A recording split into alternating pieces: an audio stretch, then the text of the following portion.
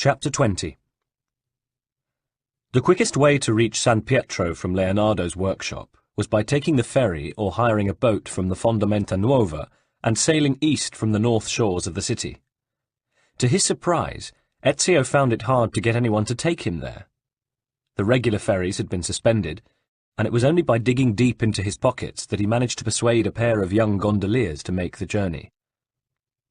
"What's the problem?" he asked them. "Word is there's been some bad fighting down there," said the aft oarsman, straining against choppy water. "Seems that it's died down now, just a local feud, but the ferries aren't risking starting up again just yet. We'll drop you on the north foreshore, just keep an eye out for yourself." They did as they had promised. Ezio soon found himself alone, plodding up a muddy bank to the brick retaining wall, from where he could see the spire of the church of San Pietro di Castello a short way off. What he could also see was several plumes of smoke rising from a group of low brick buildings some distance southeast of the church. They were Bartolomeo's barracks. His heart pounding, Ezio hastened in their direction. The first thing that struck him was the silence. Then, as he drew nearer, he began to see dead bodies strewn around, some of the men wearing the blazon of Silvio Barbarigo, others a device he did not recognize. Finally, he came upon a sergeant, badly wounded but still alive, who had managed to prop himself up against a low wall. "Please, help me," said the sergeant when Ezio approached. Ezio searched around quickly and located the well, from which he drew water, praying that the attackers had not poisoned it, though it looked clean and clear enough.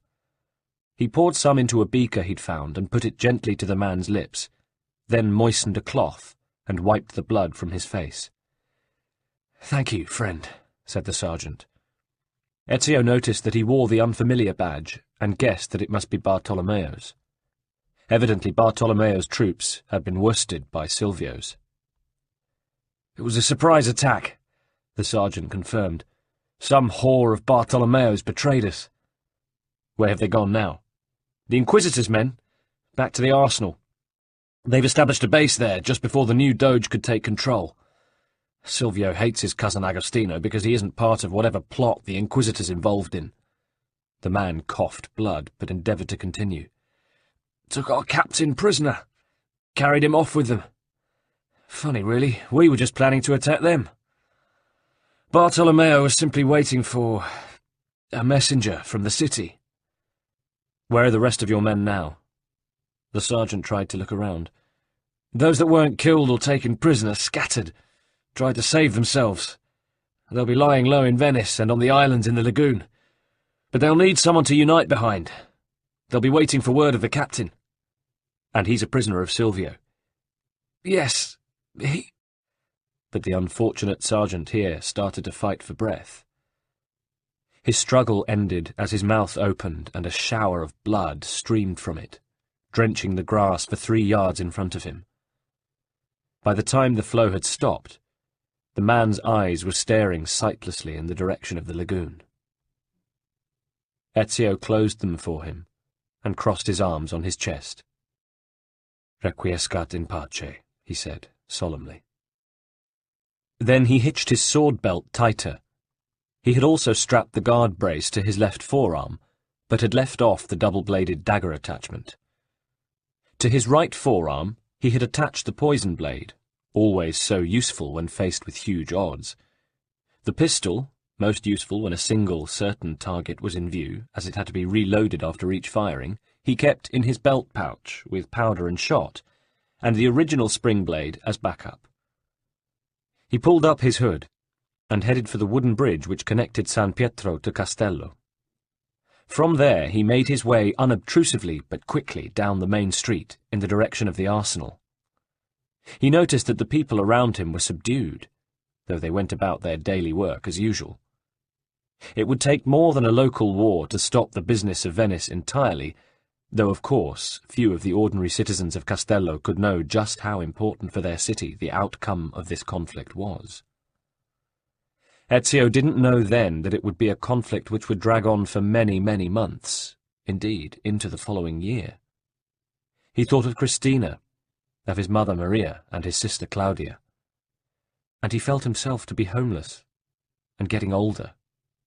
But there was the creed to be served and upheld, and that was more important than anything else. No one, perhaps, would ever know that their world had been saved from the dominion of the Templars by the select order of assassins, which had pledged itself to opposing their evil hegemony. His first task was clearly to locate and, if possible, free Bartolomeo d'Alviano, but getting into the arsenal would be hard. Surrounded by high brick fortified walls, and containing a warren of buildings and shipyards, it stood at the eastern limit of the main city, and it was heavily guarded by Silvio's private army, whose numbers seemed to exceed the 200 mercenaries Agostino Barbarigo had told him of. Ezio, passing the architect Gamballo's recently built main gate, wandered round the outside perimeters of the building as far as they were accessible by land, until he came to a heavy door with a wicket gate built into it, and, observing from a distance, saw that this unobtrusive entry was used by guards on the outside when they changed shift. He had to wait, unobtrusively, for 4 hours, but at the next shift change, he was ready. It was baking hot in the late afternoon sun. The atmosphere was humid, and everyone except Ezio was torpid. He watched as the relief soldiers marched out through the gate, which had only one guard, and then followed the mercenaries coming off shift, bringing up the rear and blending in as best he could. Once the last soldier was through, he cut the throat of the guard posted at the gate and slipped through it himself before anyone had noticed what was happening. As had happened years ago at San Gimignano, Silvio's force here, big as it was, wasn't sufficient to cover the entire area it guarded. It was, after all, the city's military focal point. No wonder Agostino couldn't wield any real power without control of it. Once inside, it was relatively easy to move about between the wide open spaces between the huge buildings, the cordelia, the artigliere, the shot towers, and above all, the shipyards. As long as Ezio kept to the dark, late afternoon shadows, and took care to avoid the patrols within the vast complex, he knew he would be all right, though naturally he remained extremely vigilant.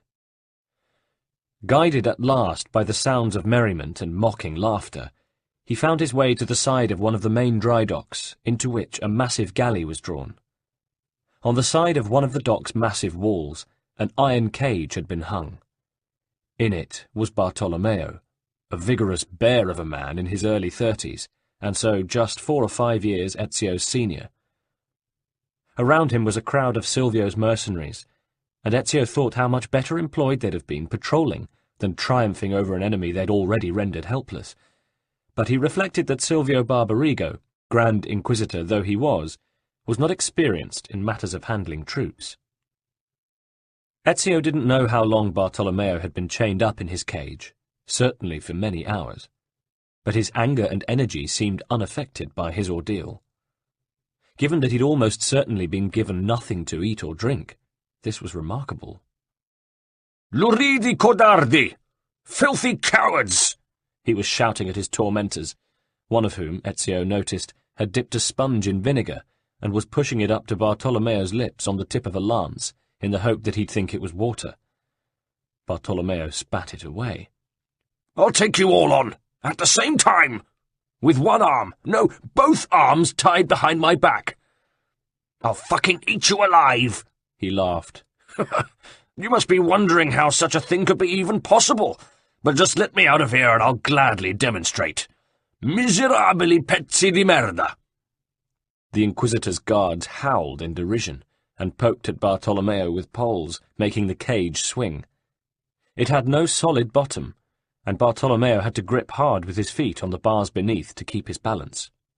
"You have no honour, no valour, no virtue!"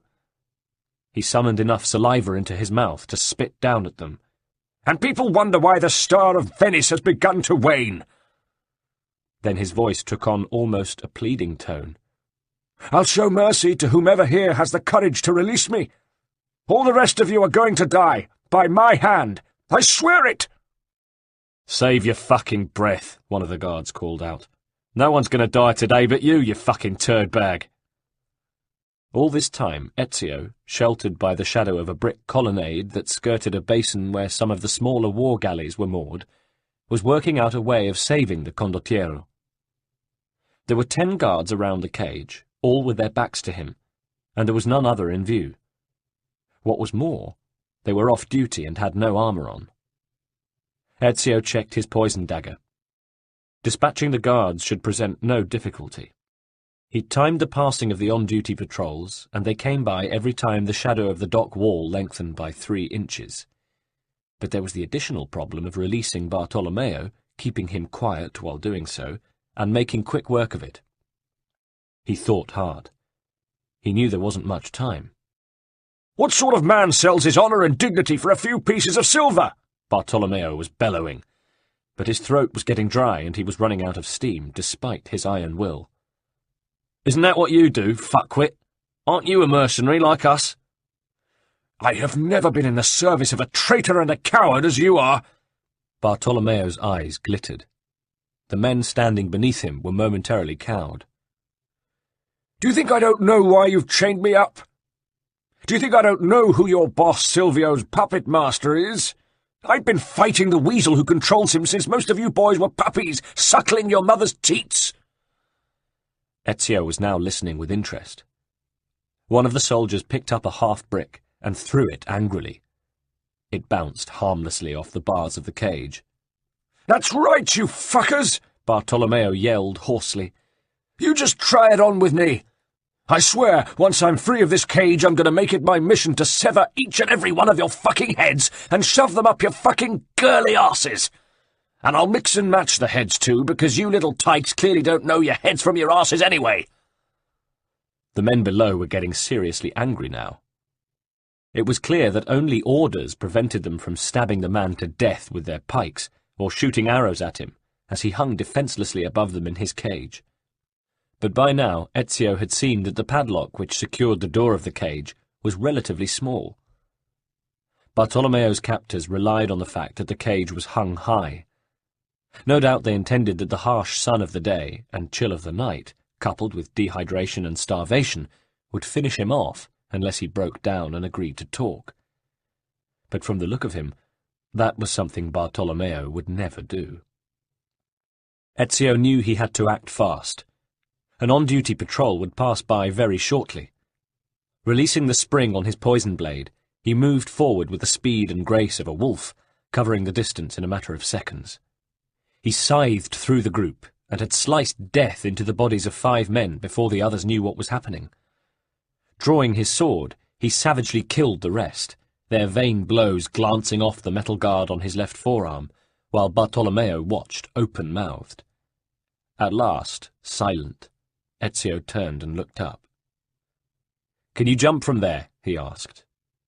"If you can get me out, I'll jump like a fucking flea!" Ezio grabbed one of the dead soldier's pikes. Its point was iron, not steel, and cast, not forged. It would do. Balancing it in his left hand, he prepared himself, crouched, and sprang into the air, at last clinging to the outer bars of the cage. Bartolomeo looked at him, pop-eyed. "How in buggery did you do that?" he asked. "Training," said Ezio, smiling tightly. He forced the point of the pike through the hasp of the lock and twisted. It resisted at first, then broke. Ezio pulled the door open, free-falling to the ground as he did so, and landing with the grace of a cat. "Now you jump," he ordered. "Be quick." "Who are you?" "Get on with it." Nervously, Bartolomeo braced himself against the open door of the cage, and then flung himself forwards. He landed heavily, the breath knocked out of him. But when Ezio helped him to his feet, he shook his rescuer off proudly. "I'm all right," he huffed. "I'm just not used to doing fucking circus tricks." "No bones broken, then?" "Fuck you, whoever you are," said Bartolomeo, beaming. "But you have my thanks." And to Ezio's surprise, he gave him a bear hug. "Who are you, anyway? The arch-fucking angel Gabriel, or what?" "My name is Auditore, Ezio." "Bartolomeo d'Alviani.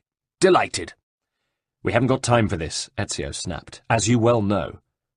"Don't try to teach me my job, acrobat," said Bartolomeo, still quite genially.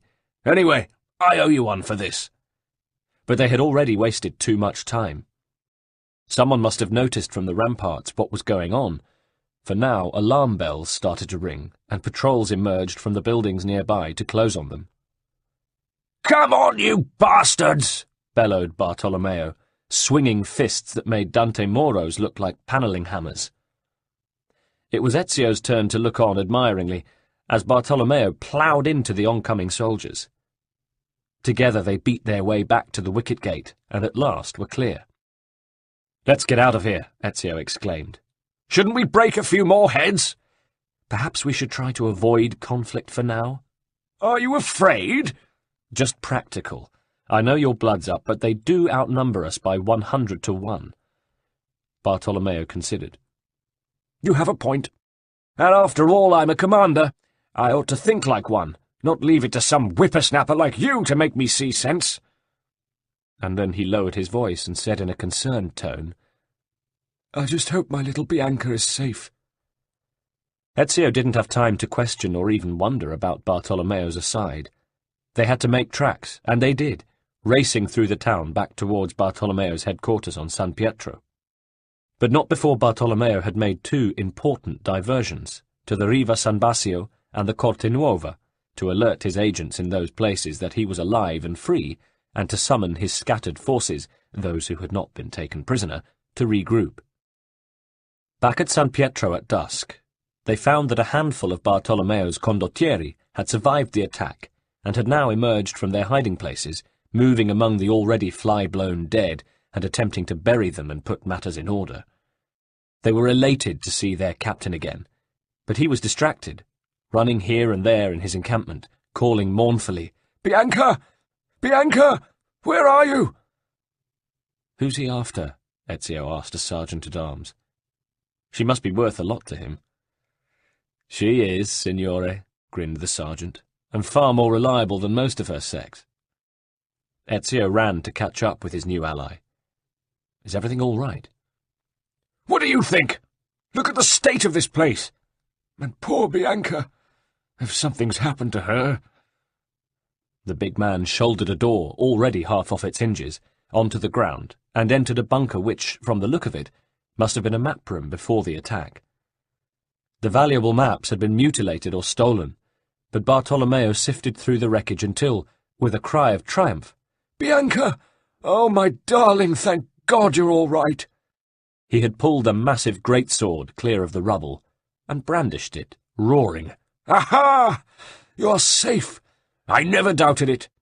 Bianca, meet— What's your name again?" "Auditore, Ezio." Bartolomeo looked thoughtful. "Of course. Your reputation goes before you, Ezio." "I'm glad of it." "What brings you here?" "I, too, have business with Silvio Barbarigo. I think he's outstayed his welcome in Venice." "Silvio? That turd! He needs flushing down a fucking latrine!" "I thought I might be able to rely on your help." "After that rescue? I owe you my life, let alone my help." "How many men do you have?" "How many survivors here, Sergeant-at-Arms?" The sergeant-at-arms Ezio had spoken to earlier came running up and saluted. 12, Capitano, including you and me, and this gentleman here." 13, shouted Bartolomeo, waving Bianca. "Against a good 200, said Ezio. He turned to the sergeant-at-arms. "And how many of your men did they take prisoner?" "Most of them," the man replied. "The attack took us completely by surprise. Some fled, but Silvio's men took far more away with them in chains." "Look, Ezio," said Bartolomeo, "I'm going to supervise rounding up the rest of my men who are at liberty. I'll get this place cleaned up and bury my dead, and we'll regroup here. Do you think in the meantime you can see to the business of liberating the men Silvio's taken prisoner, since that's a thing you seem to be very good at?" "Intensi." "Get back here with them as soon as you can. Good luck." Ezio, his codex weapons buckled on, headed westward again towards the arsenal, but wondered if Silvio would have kept all Bartolomeo's men prisoner there. He hadn't seen any of them when he had gone to rescue their captain. At the arsenal itself, He stuck to the shadows of the falling night and tried to listen to the conversations of the guards stationed along the perimeter walls. "Have you ever seen bigger cages?" said one. "No, and the poor bastards are crammed into them like sardines." "I don't think Captain Bartow would have treated us like that if he'd been the victor," said his comrade. "Of course he would. And keep your noble thoughts to yourself if you want to keep your head on your shoulders. I say finish them off. Why don't we just lower the cages into the basins and drown the lot of them?" At that, Ezio tensed. There were 3 huge rectangular basins inside the arsenal, each designed to hold 30 galleys. They were on the north side of the complex, surrounded by thick brick walls and covered by heavy wooden roofs. Doubtless the cages, larger versions of the one which had imprisoned Bartolomeo, were suspended by chains over the water in one or more of the bacini. 150 trained men? That'd be a waste. For my money, Silvio's hoping to turn them to our cause, said the second uniform. Well, they're mercenaries like us, so why not? Right. They just need to be softened up a little first. Show them who's boss. Spero di sì. Thank God they don't know their boss has escaped. The first guard spat. He won't last long. Ezio left them and made his way to the wicket gate he'd discovered earlier. There was no time to wait for any changing of the guard, but he could judge the time by the distance of the moon from the horizon, and he knew he had a couple of hours. He flicked the spring blade out, his original codex weapon and still his favourite, and slashed open the throat of the fat old guard Silvio had seen fit to put on duty alone there, pushing him clear before any of the man's blood could get onto his clothes. Quickly he wiped the blade clean on the grass and exchanged it for his poison blade. He made the sign of the cross over the body. The compound within the walls of the arsenal looked different by the light of a sickle moon and a few stars, but Ezio knew where the basins were located and went, skirting the walls and keeping an ever-watchful eye out for Silvio's men, to the first one. He peered through the great open arches into the watery gloom beyond, but could see nothing but galleys bobbing gently in the half-light of the stars. The second bore the same fruit, but as he approached the third, he heard voices. "It's not too late for you to pledge yourselves to our cause. Only say the word and you'll be spared," one of the Inquisitor's sergeants was calling in a mocking tone. Ezio, pressing himself against the wall, saw a dozen troops, weapons laid down, bottles in their hands, gazing up into the gloom of the roof, where 3 massive iron cages were suspended. He saw that an invisible mechanism was slowly lowering the cages towards the water beneath, and there were no galleys in this basin. Only black, oily water, in which something unseen but frightful teemed. The Inquisitor's guards included one man who wasn't drinking, a man who seemed constantly on the alert, a huge, terrible man. Ezio instantly recognized Dante Moro. So, with the death of his master Marco, the Man-Mountain had transferred his allegiance to the cousin, Silvio, the Inquisitor, who had already professed his admiration for the massive bodyguard. Ezio made his way cautiously round the walls until he came to a large open-frame box containing an arrangement of cogwheels, pulleys, and ropes that might have been designed by Leonardo. This was the mechanism, driven by a water clock, which was lowering the cages. Ezio drew his ordinary dagger from its sheath on the left-hand side of his belt and jammed it between 2 of the cogwheels. The mechanism stopped, and not before time, for the cages were now inches from the water's surface. But the guards instantly noticed that the cage's descent had ceased, and some came running towards the machinery that controlled it. Ezio sprang out his poison blade and hacked at them as they came. 2 fell into the water from the jetty and screamed briefly, sinking into the oily black water. Meanwhile, Ezio raced along the perimeter of the basin towards the others, all of whom fled in alarm save Dante, who stood his ground and loomed like a tower over Ezio. "Silvio's dog now, are you?" said Ezio. "Better a live dog than a dead lion," said Dante, reaching out to cuff Ezio into the water. "Stand down," said Ezio, ducking the blow. "I have no quarrel with you." "Oh, shut your face," said Dante, picking Ezio up by the scruff of the neck and bashing him against the wall of the basin. "I have no serious quarrel with you either." He could see that Ezio was stunned. "Just stay there. I must go and warn my master, but I'll be back to feed you to the fishes if you give me any more trouble." And he was gone. Ezio shook his head to clear it, and stood up, groggily. The men in the cages were shouting, and Ezio saw that one of Silvio's guards had crept back in, and was about to dislodge the dagger he'd jammed in the cage-lowering mechanism. He thanked God he had not forgotten his old knife-throwing skills learned at Monteriggioni, produced a knife from his belt, and hurled it with deadly accuracy. The guard stumbled over, groaning, snatching helplessly at the blade which was buried between his eyes. Ezio snatched a gaff from a rack on the wall behind him, and, leaning over the water dangerously, deftly hauled the nearest cage towards him. Its door was closed by a simple bolt, and he shot it back, releasing the men inside, who tumbled out onto the wharf. With their help, he was able to haul in the remaining cages and release their prisoners in turn. Exhausted though they were by their ordeal, they cheered him.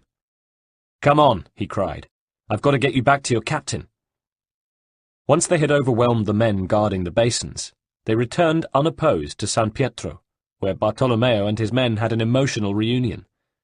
In Ezio's absence, all the mercenaries who'd escaped Silvio's initial onslaught had returned, and the encampment was once again in perfetto ordine. "Salute, Ezio," said Bartolomeo. "Welcome back, and well done, by God! I knew I could depend on you." He took Ezio's hands between his. "You are indeed the mightiest of allies. One might almost think—" But then he stopped himself, and said instead, "Thanks to you, my army is restored to its former glory. Now our friend Silvio will see just how grave a mistake he's made." "So what should we do? Make a direct assault on the arsenal?" "No. A head-on assault would mean we'd be massacred at the gates. I think we should plant my men throughout the district and get them to cause enough trouble locally to tie most of Silvio's men up." "So, if the arsenal is almost empty—" "You can take it with a hand-picked team." "Let's hope he takes the bait." "He's an inquisitor. He knows how to bully people who are already at his mercy. He's not a soldier. Hell, he doesn't even have the wit to be a halfway decent chess player." It took a few days to deploy Bartolomeo's condottieri about Castello and the arsenal district. When all was ready, Bartolomeo and Ezio gathered the small group of hand-picked mercenaries they'd kept back for the assault on Silvio's bastion. Ezio himself had selected the men for their agility and skill at arms. They'd planned the assault on the arsenal with care. The following Friday night, all was in readiness. A mercenary was sent to the top of the tower of San Martino, and when the moon was at its height, he set off a massive Roman candle designed and provided by Leonardo's workshop. This was the signal for the attack. Dressed in dark leather gear, the condottieri of the task force scaled the walls of the arsenal on all four sides. Once over the battlements, the men moved like spectres through the quiet and undermanned fortress and quickly contained the skeleton guard within. It wasn't long before Ezio and Bartolomeo found themselves confronting their deadliest foes, Silvio and Dante. Dante, wearing iron knuckle-dusters, was swinging a massive chain mace around, protecting his master. It was hard for either Ezio or Bartolomeo to come within range, as their own men engaged the enemy. "A fine specimen, isn't he?" crowed Silvio from the safety of the ramparts. "You should be honoured to die by his hand." "Suck my balls, you fuck!" Bartolomeo yelled back. He'd managed to snag the mace in his battle-staff, and Dante, his weapon torn from his hand, retreated. "Come on, Ezio! We need to catch that grassone bastardo!" Dante turned, having reached his objective, an iron club pierced with twisted nails, and faced them again. He swung it at Bartolomeo, and one of the nails tore a furrow in his shoulder. "I'll have you for that, you pig-eyed sack of shit!" bellowed Bartolomeo. Meanwhile, Ezio had loaded and fired his pistol at Silvio, and missed. His shot ricocheted off the brick walls in a shower of sparks and splinters. "Do you think I don't know why you're really here, Auditore?" Silvio barked, though clearly frightened by the gunshot. "But you're too late. There's nothing you can do to stop us now." Ezio had reloaded and fired again, but he was angry and confused at Silvio's words, and once again the shot went wide. "Ha!" spat Silvio from the ramparts, as Dante and Bartolomeo slogged it out. "You pretend you don't know. Though once Dante's done with you and your muscle-bound friend, it'll hardly matter either way. You'll just follow your fool of a father. Do you know what my greatest regret is? That I couldn't have been Giovanni's hangman myself. How I would have loved to pull that lever and watch your miserable dad kick and gasp and dangle. And then, of course, there would have been plenty of time for that wine-sack of an uncle of yours, Ciccione Mario, and you're not quite past it, Mother, Droopy Dogs Maria, and that luscious little strawberry Claudia, your sister. How long it's been since I fucked anything under 25. Mind you, I'd keep the last two for the voyage. It can get quite lonely out at sea." Through the red mist of his fury, Ezio concentrated on the information the spittle-strewn lips of the Inquisitor were madly spewing forth along with the insults. By now, Silvio's guards, at superior odds, were beginning to rally against Bartolomeo's commandos. Dante dealt another swinging blow at Bartolomeo, thumping him in the rib-cage with his knuckle-dusters and causing him to falter. Ezio fired a third bullet at Silvio, and this time it ripped through the Inquisitor's robes close to his neck. But though the man staggered, and Ezio saw a thin line of blood, he did not fall. He shouted a command to Dante, who fell back, swarming up to the rampart to join his master, and with him disappearing over the other side of the wall. Ezio knew there'd be a ladder on the other side to take them down to the jetty, and yelling to Bartolomeo to follow him, he dashed out of the arena of battle to cut his foes off. He saw them clambering into a large boat, but noticed the anger and despair on their faces.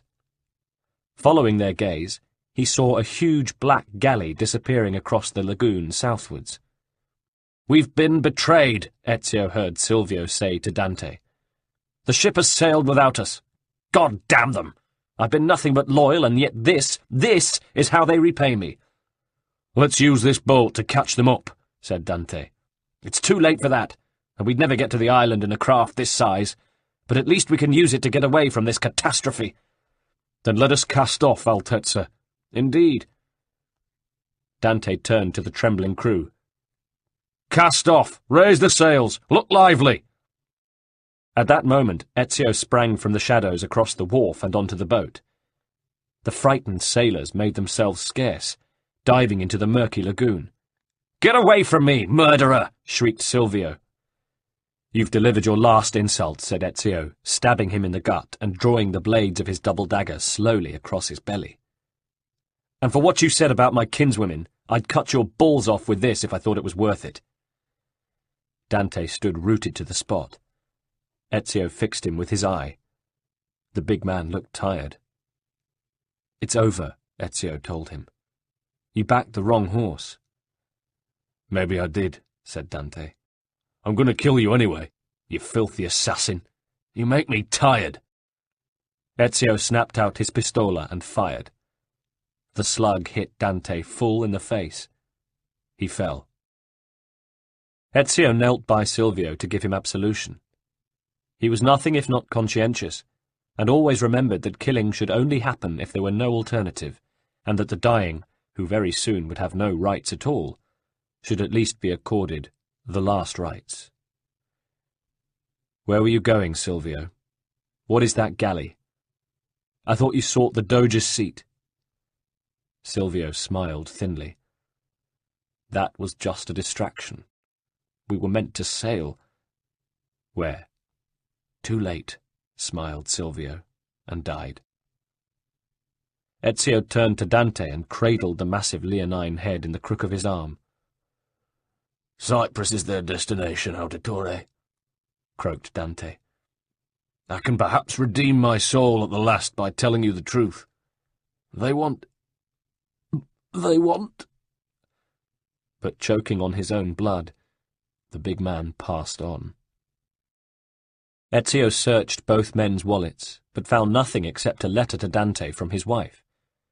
Shamefacedly, he read it. "Amore mio. I wonder if ever the day will come when these words might make sense to you once more. I'm sorry for what I have done, for allowing Marco to take me from you, divorce you, and make me his wife. But now that he has died, I may yet find a way for us to be joined again. I wonder, though, if you will even remember me. Or were the wounds you suffered in battle too grave? Do my words stir, if not your memory, then your heart? But perhaps it doesn't matter what they say, because I know you're still in my heart, somewhere. I will find a way, my love, to remind you, to restore you. Forever yours, Gloria. There was no address. Ezio folded the letter carefully and put it in his wallet. He would ask Theodora if she knew of this strange history, and if she could return the letter to its sender with news of the death of this faithless creature's true husband. He looked at the corpses and made the sign of the cross over them. Requiescat in pace, he said, sadly. Ezio was still standing over the dead men when Bartolomeo came up, panting. "So you didn't need my help, as usual," he said. "Have you taken back the arsenal?" "Do you think I'd be here if we hadn't?" "Congratulations." "Evviva!" But Ezio was watching the sea. "We've got Venice back, my friend," he said, "and Agostino can rule it without further fear of the Templars.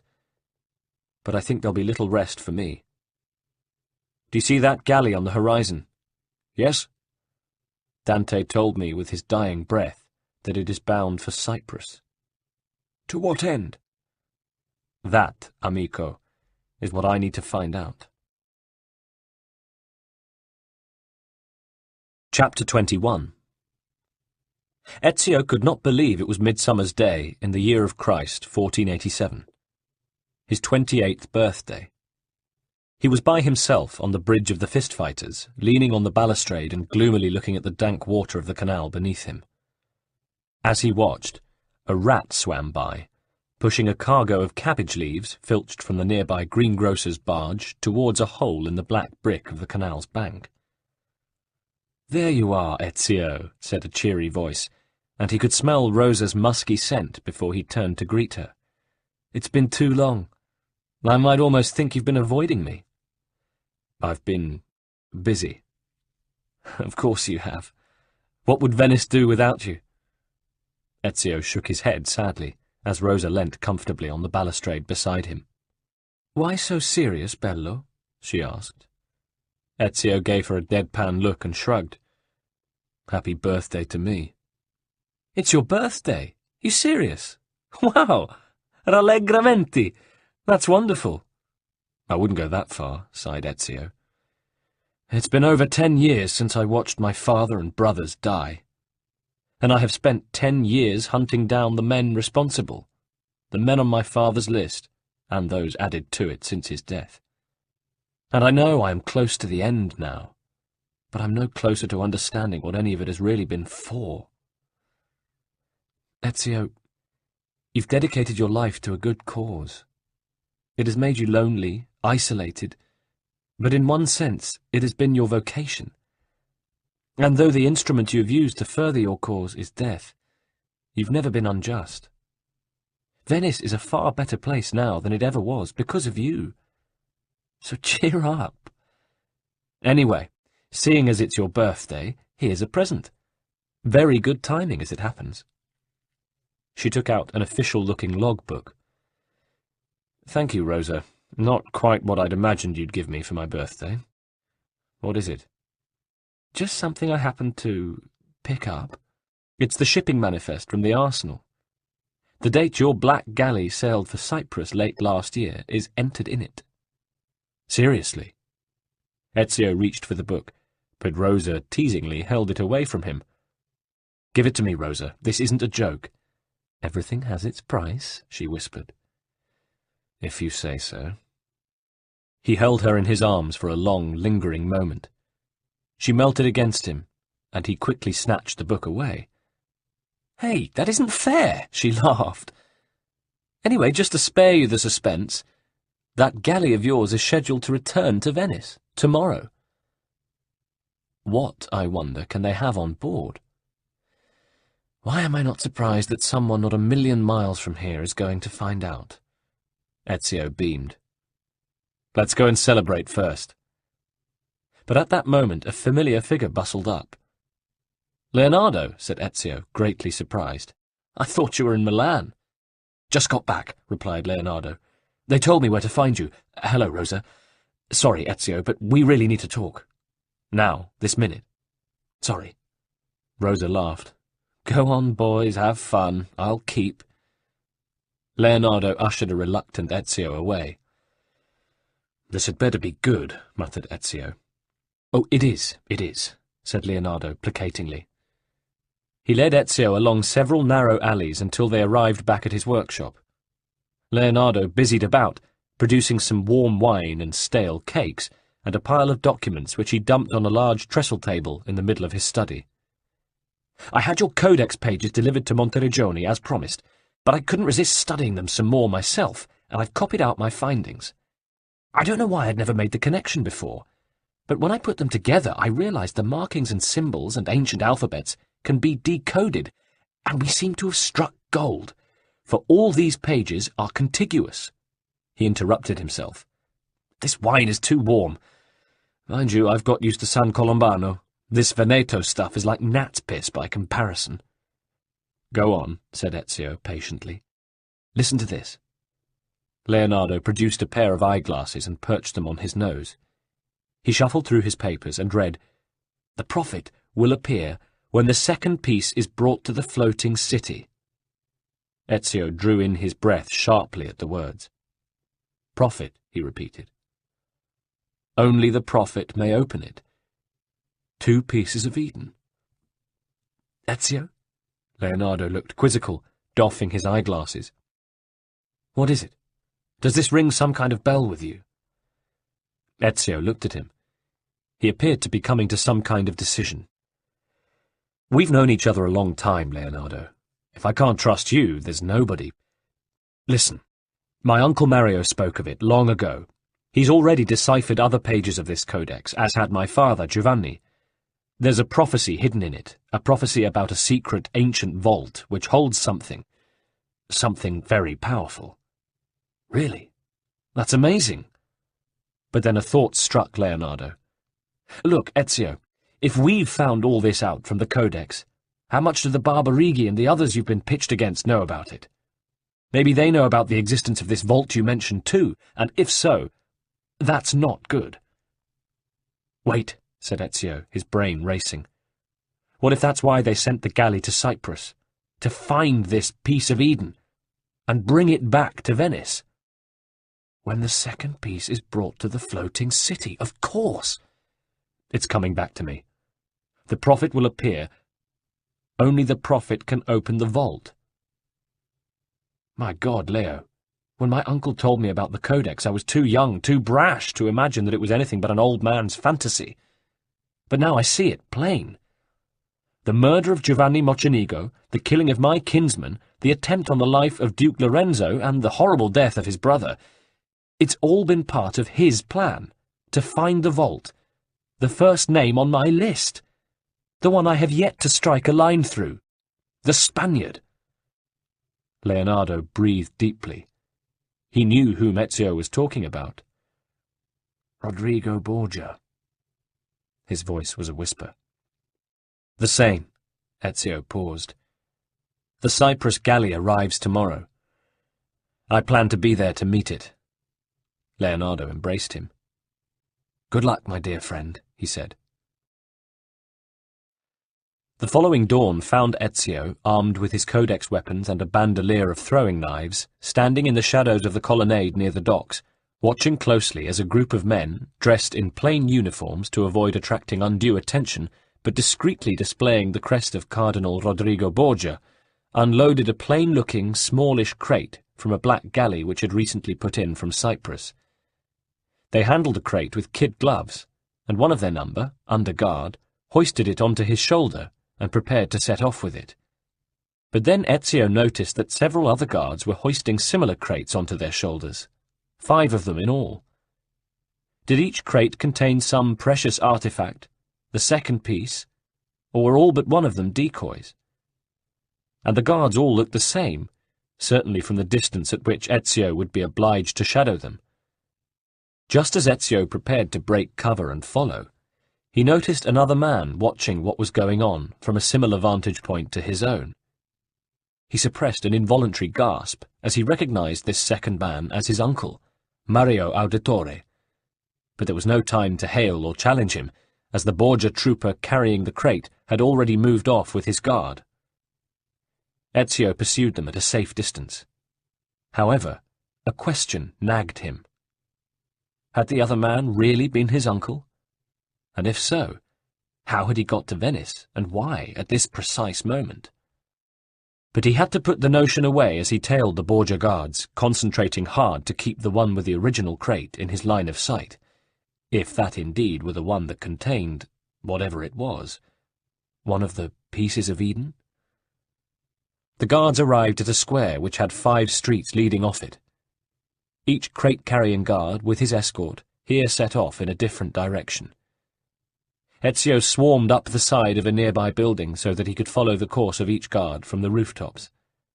Watching them keenly, he saw one of them leave his escort and turn into the courtyard of a solid-looking brick building, place his crate on the ground there, and open it. He was quickly joined by a Borgia sergeant. Ezio bounded over the roofs to hear what was being said between them. "The master awaits," the sergeant was saying. "Repackage it with care, now." Ezio watched as the guard transferred an object wrapped carefully in straw from the crate to a teak box brought to him from the building by a servant. Ezio thought fast. The master. In his experience, when Templar minions mentioned that title, it could only refer to one man, Rodrigo Borgia. They were clearly repacking the true artifact in an attempt to double their security, but now Ezio knew exactly which guard to target. He slipped down to street level again and cornered the trooper carrying the teak box. The sergeant had left to rejoin the escort of Cardinal's guards, waiting outside the courtyard. Ezio had a minute to slit the throat of the trooper, pull the body out of sight, and don his outer uniform, cape and helmet. He was about to shoulder the box when the temptation to have a quick glance inside it overwhelmed him, and he lifted the lid. But at that moment the sergeant reappeared at the gateway of the courtyard. "Get a move on." "Yes, sir," said Ezio. "Just look fucking lively. This is probably the most important thing you'll do in your life. Do you get me?" "Yes, sir." Ezio took his place at the centre of his escort, and the detail set off. They made their way through the city north from the Molo to the Campo dei Santi Giovanni e Paolo, where Messer Verrocchio's recent and massive equestrian statue of the Condottiero Colleone dominated the square. Following the Fondamenta dei Mendicanti north again, they arrived at last at a dull-looking house in a terrace overlooking the canal. The sergeant knocked on the door with the pommel of his sword, and it immediately swung open. The group of guards hustled Ezio in first, and followed, and the door closed behind them. Heavy bolts were shot across it. They were facing an ivy-festooned loggia in which a beak-nosed man in his mid to late 50s sat dressed in robes of dusty purple velvet. The men saluted. Ezio did so too, trying not to meet the icy cobalt eyes he knew too well. The Spaniard. Rodrigo Borgia spoke to the sergeant. "Is it really here? You were not followed?" "No, Altezza. Everything went perfectly." "Go on." The sergeant cleared his throat. "We followed your orders exactly as specified. The mission to Cyprus was more difficult than we had anticipated. There were complications at the outset. Certain adherents to the cause had to be abandoned in the interests of our success. But we have returned with the artifact, and have transported it to you with all due care, as Su Altezza instructed. And according to our agreement, Altezza, we now look forward to being generously recompensed." Ezio knew that he could not allow the teak box and its contents to fall into the hands of the Cardinal. At that moment, when the unpleasant but necessary subject of payment for services rendered had come up, and as usual the supplier had to nudge the client for the cash due for the special duties undertaken, Ezio grasped his opportunity. Like so many rich people, the cardinal could be miserly when the time came for handing over money. Unspringing the poison blade on his right forearm and the double-bladed dagger on his left, Ezio cut down the sergeant, a single stab to the man's exposed neck, enough to deliver the deadly venom to his bloodstream.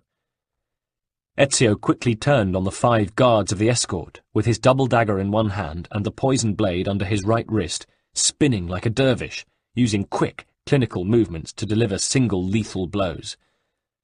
Moments later, all the guards lay dead at his feet. Rodrigo Borgia looked down at him, sighing heavily. Ezio Auditore. Well, well. It's been some time. The cardinal seemed completely unruffled. Cardinale. Ezio gave an ironic bow. Give it to me, said Rodrigo, indicating the box. Tell me first where he is. Where who is? Your prophet. Ezio looked around.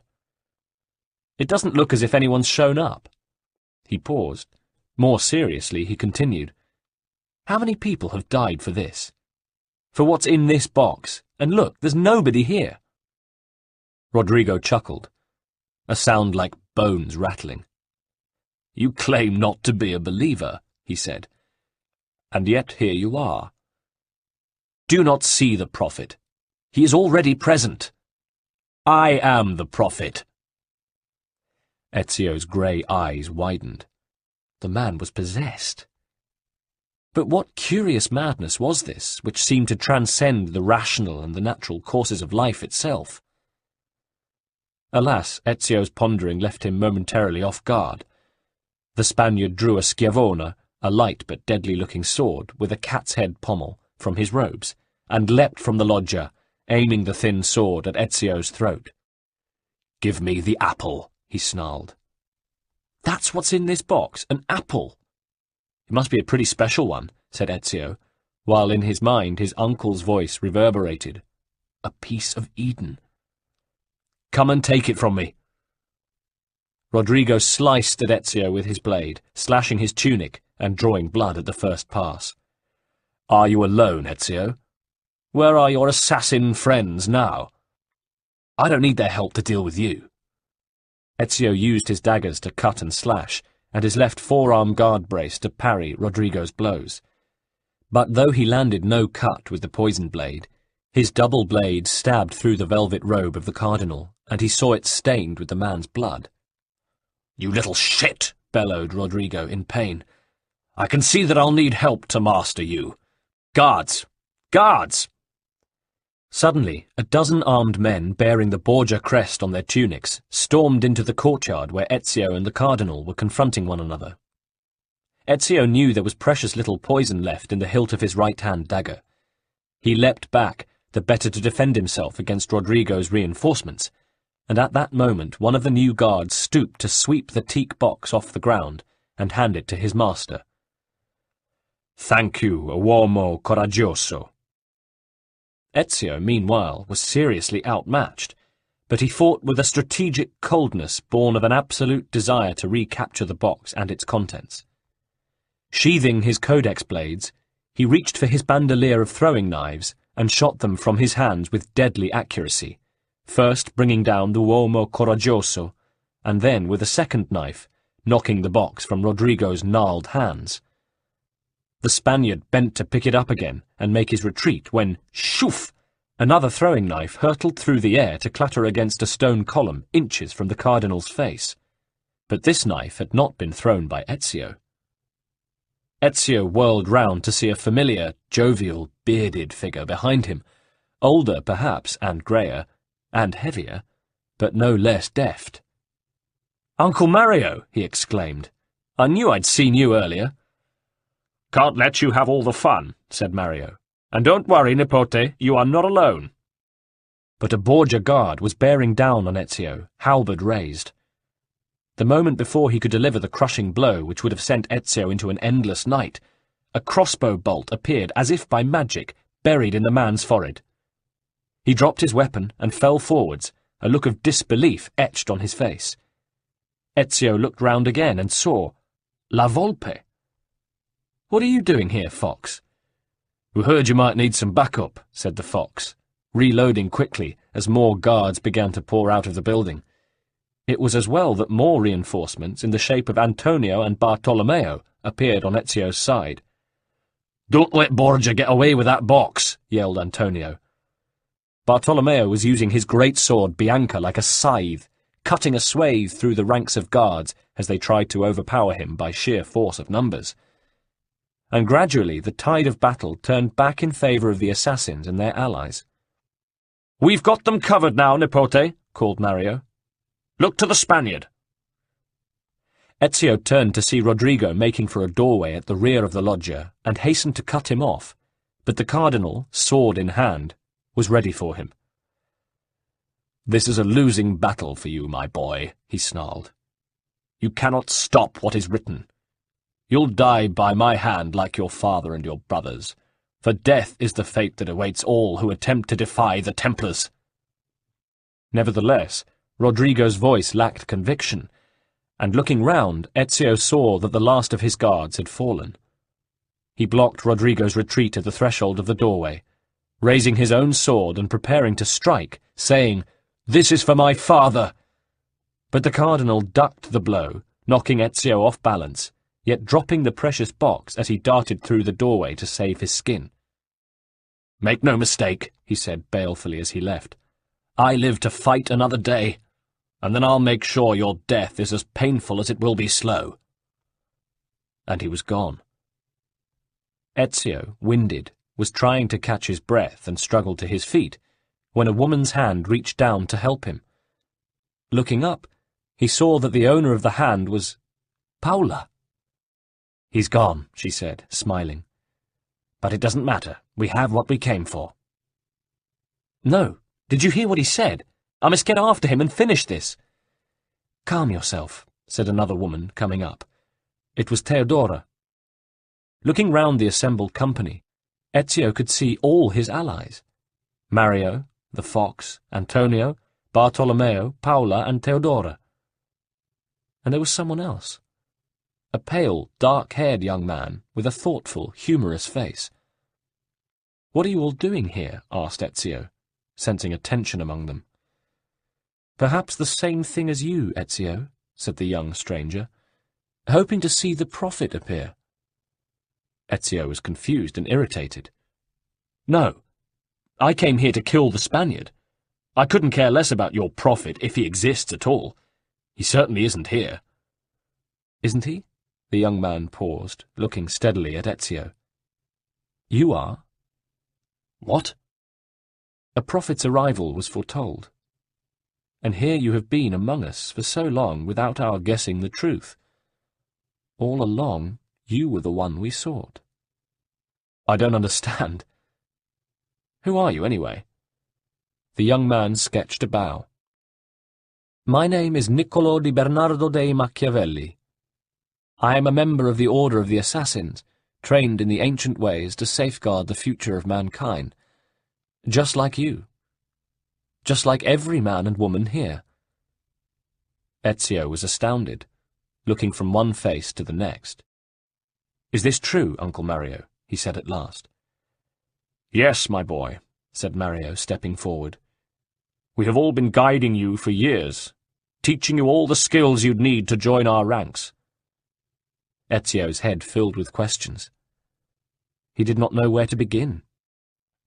"I must ask you for news of my family," he said to Mario. "My mother, my sister." Mario smiled. "You are right to do so. They are safe and well, and they are no longer at the convent, but at home with me at Monteregione. Maria will always be touched by the sadness of her loss, but she has much to console herself with now, as she devotes herself to charitable work alongside the abbess. As for Claudia, the abbess could see long before she could herself that the life of a nun was not ideal for one of her temperament, and that there were other ways in which she might seek to serve our Lord. She was released from her vows. She married my senior captain, and soon, Ezio, She will present you with a nephew or niece of your own. Excellent news, Uncle. I never quite liked the idea of Claudia spending her life in a convent. But I have so many more questions to ask you. There will be a time for questions soon, said Machiavelli. Much remains to be done before we can see our loved ones again and celebrate, said Mario. And it may be that we never will. We made Rodrigo abandon his box, but he will not rest until it is back in his possession, so we must guard it with our lives. Ezio looked around the circle of assassins, and noticed for the first time that each of them had a brand around the base of his or her left ring finger. But there was clearly no time for further questions now. Mario said to his associates, "I think it is time." Gravely they nodded their assent, and Antonio took out a map and unfolded it, showing Ezio a point marked on it. "Meet us here at sunset," he said, in a tone of solemn command. "Come," said Mario to the others. Machiavelli took charge of the box with its precious, mysterious contents, and the assassins filed silently out into the street and departed, leaving Ezio alone. Venice was eerily empty that evening, and the great square in front of the basilica was silent and unoccupied save for the pigeons which were its permanent denizens. The bell tower rose to a giddying height above Ezio's head as he began to climb it, but he did not hesitate. The meeting to which he'd been summoned would surely provide him with the answers to some of his questions, and though he knew in his heart of hearts that he would find some of the answers frightening, he also knew that he could not turn his back on them. As he approached the top, he could hear muted voices. At last he reached the stonework at the very top of the tower, and swung himself into the bell loft. A circular space had been cleared, and the 7 assassins, all wearing cowls, were ranged around its perimeter, while a fire in a small brazier burned at its centre. Paola took him by the hand, and led him to the centre as Mario began to utter an incantation. La shaya wakyun mutlak bale kulon mumkine. These are the words spoken by our ancestors that lie at the heart of our creed. Machiavelli stepped forward and looked hard at Ezio. Where other men blindly follow the truth, remember— And Ezio picked up the rest of the words as if he had known them all his life. Nothing is true. Where other men are limited by morality or law, continued Machiavelli, remember— Everything is permitted. Machiavelli said, We work in the dark to serve the light. We are assassins. And the others joined in, intoning in unison, Nothing is true. Everything is permitted. Nothing is true. Everything is permitted. Nothing is true. Everything is permitted. When they had finished, Mario took Ezio's left hand. It is time, he told him. In this modern age we are not so literal as our ancestors. We do not demand the sacrifice of a finger, but the seal we mark ourselves with is permanent. He drew in his breath. Are you ready to join us? Ezio, as if in a dream, but somehow knowing what to do and what was to come, extended his hand unhesitatingly. I am, he said. Antonio moved to the brazier, and from it drew a red-hot branding iron ending in 2 small semicircles which could be brought together by means of a lever in the handle. Then he took Ezio's hand and isolated the ring finger. This only hurts for a while, brother, he said. Like so many things. He inserted the branding iron over the finger and squeezed the red-hot metal semicircles together around its base. It seared the flesh, and there was a burning smell, but Ezio did not flinch. Antonio quickly removed the branding iron and put it safely to one side. Then the assassins removed their hoods and gathered round him. Uncle Mario clapped him proudly on the back.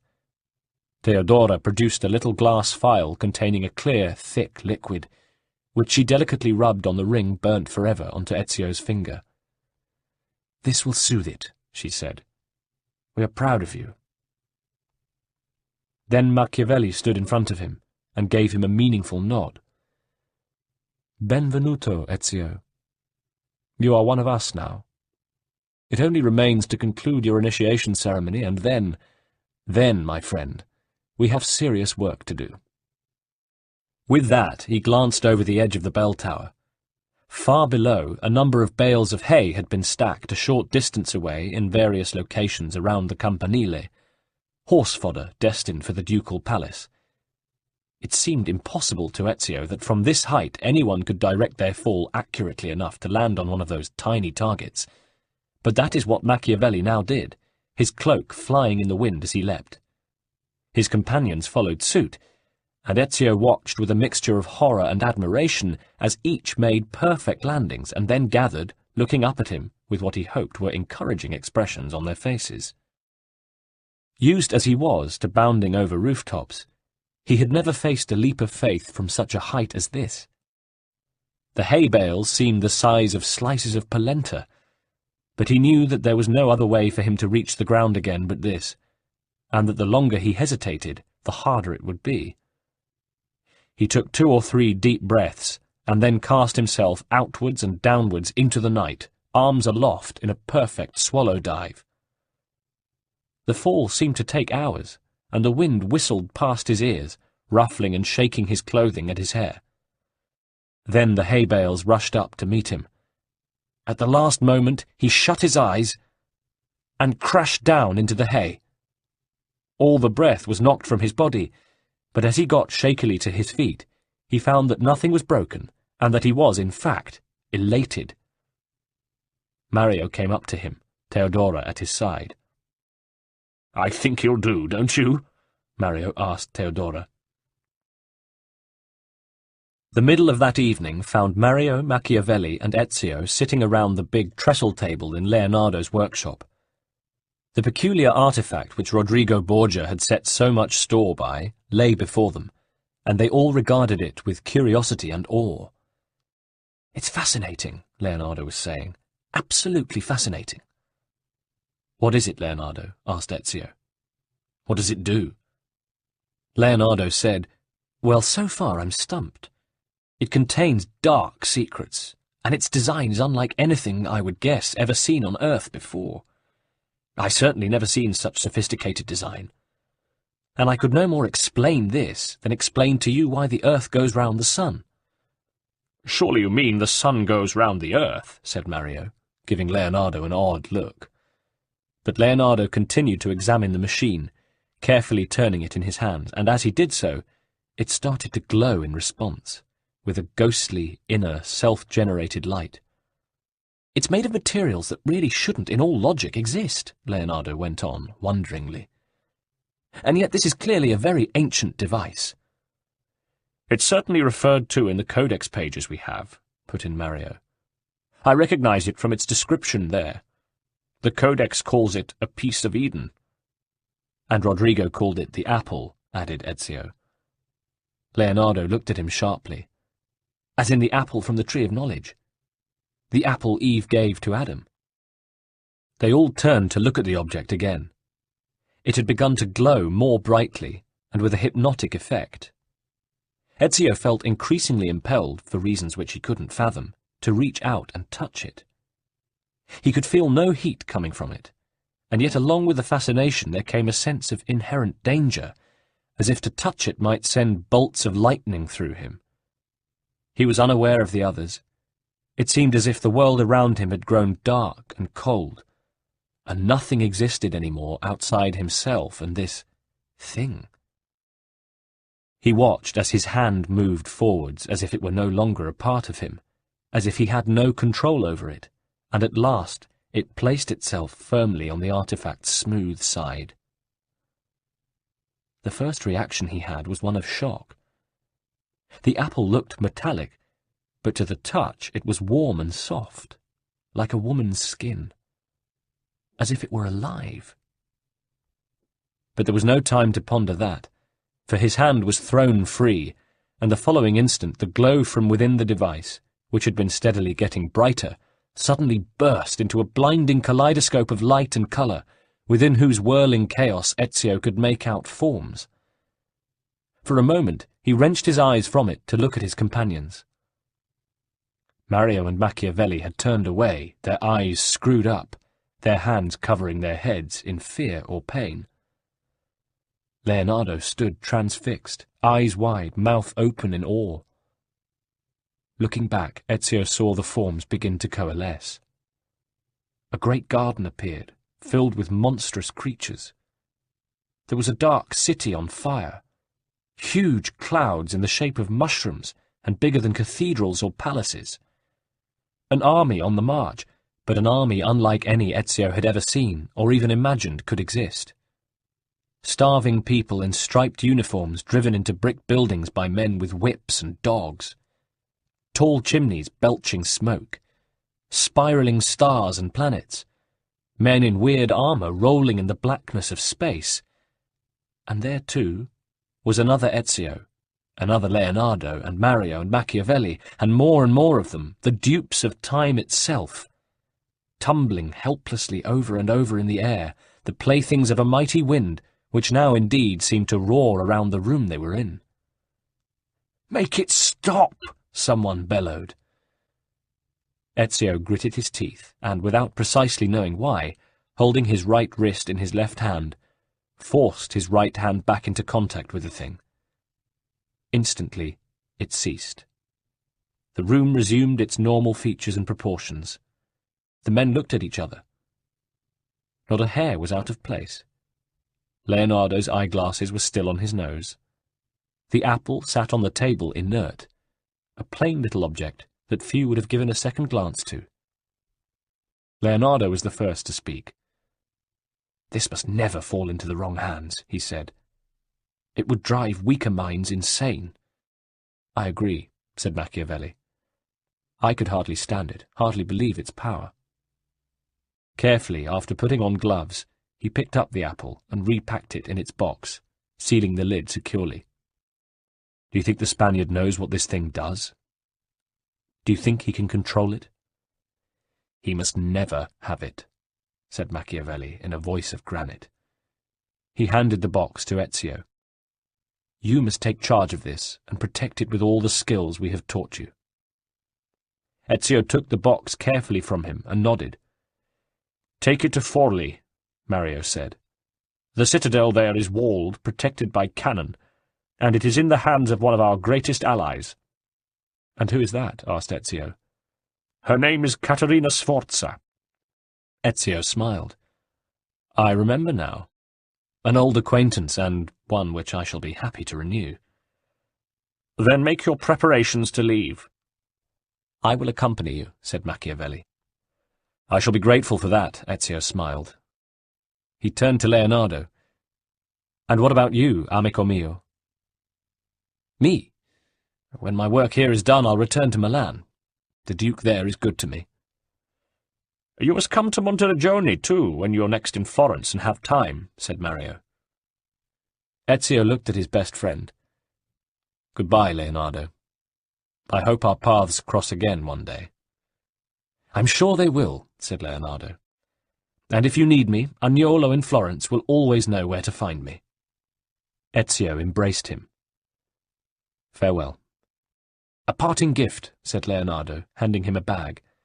"Bullets and powder for your little pistola, and a nice big phial of poison for that useful dagger of yours. I hope you won't need them, but it's important to me to know that you're as well protected as possible." Ezio looked at him with emotion. "Thank you. Thank you for everything, my oldest friend." Chapter 22.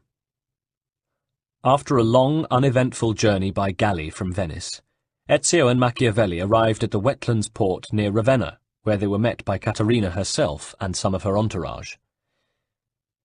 "They sent me word by courier that you're on your way, so I thought I'd come down and accompany you back to Forli myself," she said. "You were wise, I think, to make the journey in one of Doge Agostino's galleys, for the roads are often unsafe, and we have trouble with brigands. Not, I think," she added, casting an appreciative eye over Ezio, "that they would have given you much trouble." I'm honoured that you remember me, Signora. Well, it has been a long time, but you certainly make an impression. She turned to Machiavelli.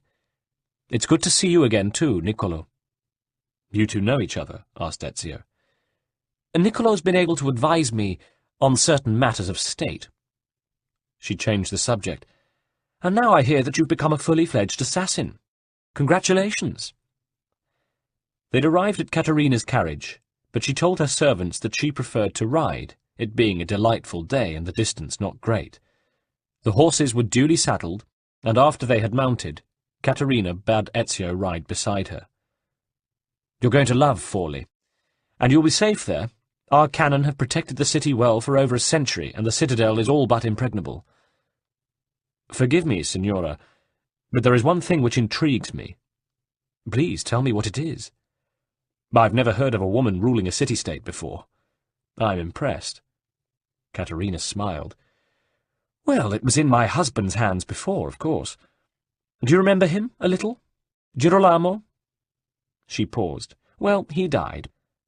I'm so sorry. Don't be, she said simply. I had him assassinated. Ezio tried to conceal his amazement. It was like this, put in Machiavelli. We found out that Girolamo Riario was working for the Templars. He was in the process of completing a map which shows the locations of the remaining unretrieved codex pages. I never liked the goddamn son of a bitch anyway, said Caterina flatly. He was a lousy father, boring in bed, and a general all-round pain in the arse. She paused reflectively. Mind you, I've had a couple of other husbands since. Rather overrated, if you ask me. They were interrupted by the sight of a riderless horse coming towards them at the gallop. Caterina dispatched one of her outriders to go after it, and the rest of the party carried on towards Forli. But now the Sforza retainers had their swords drawn.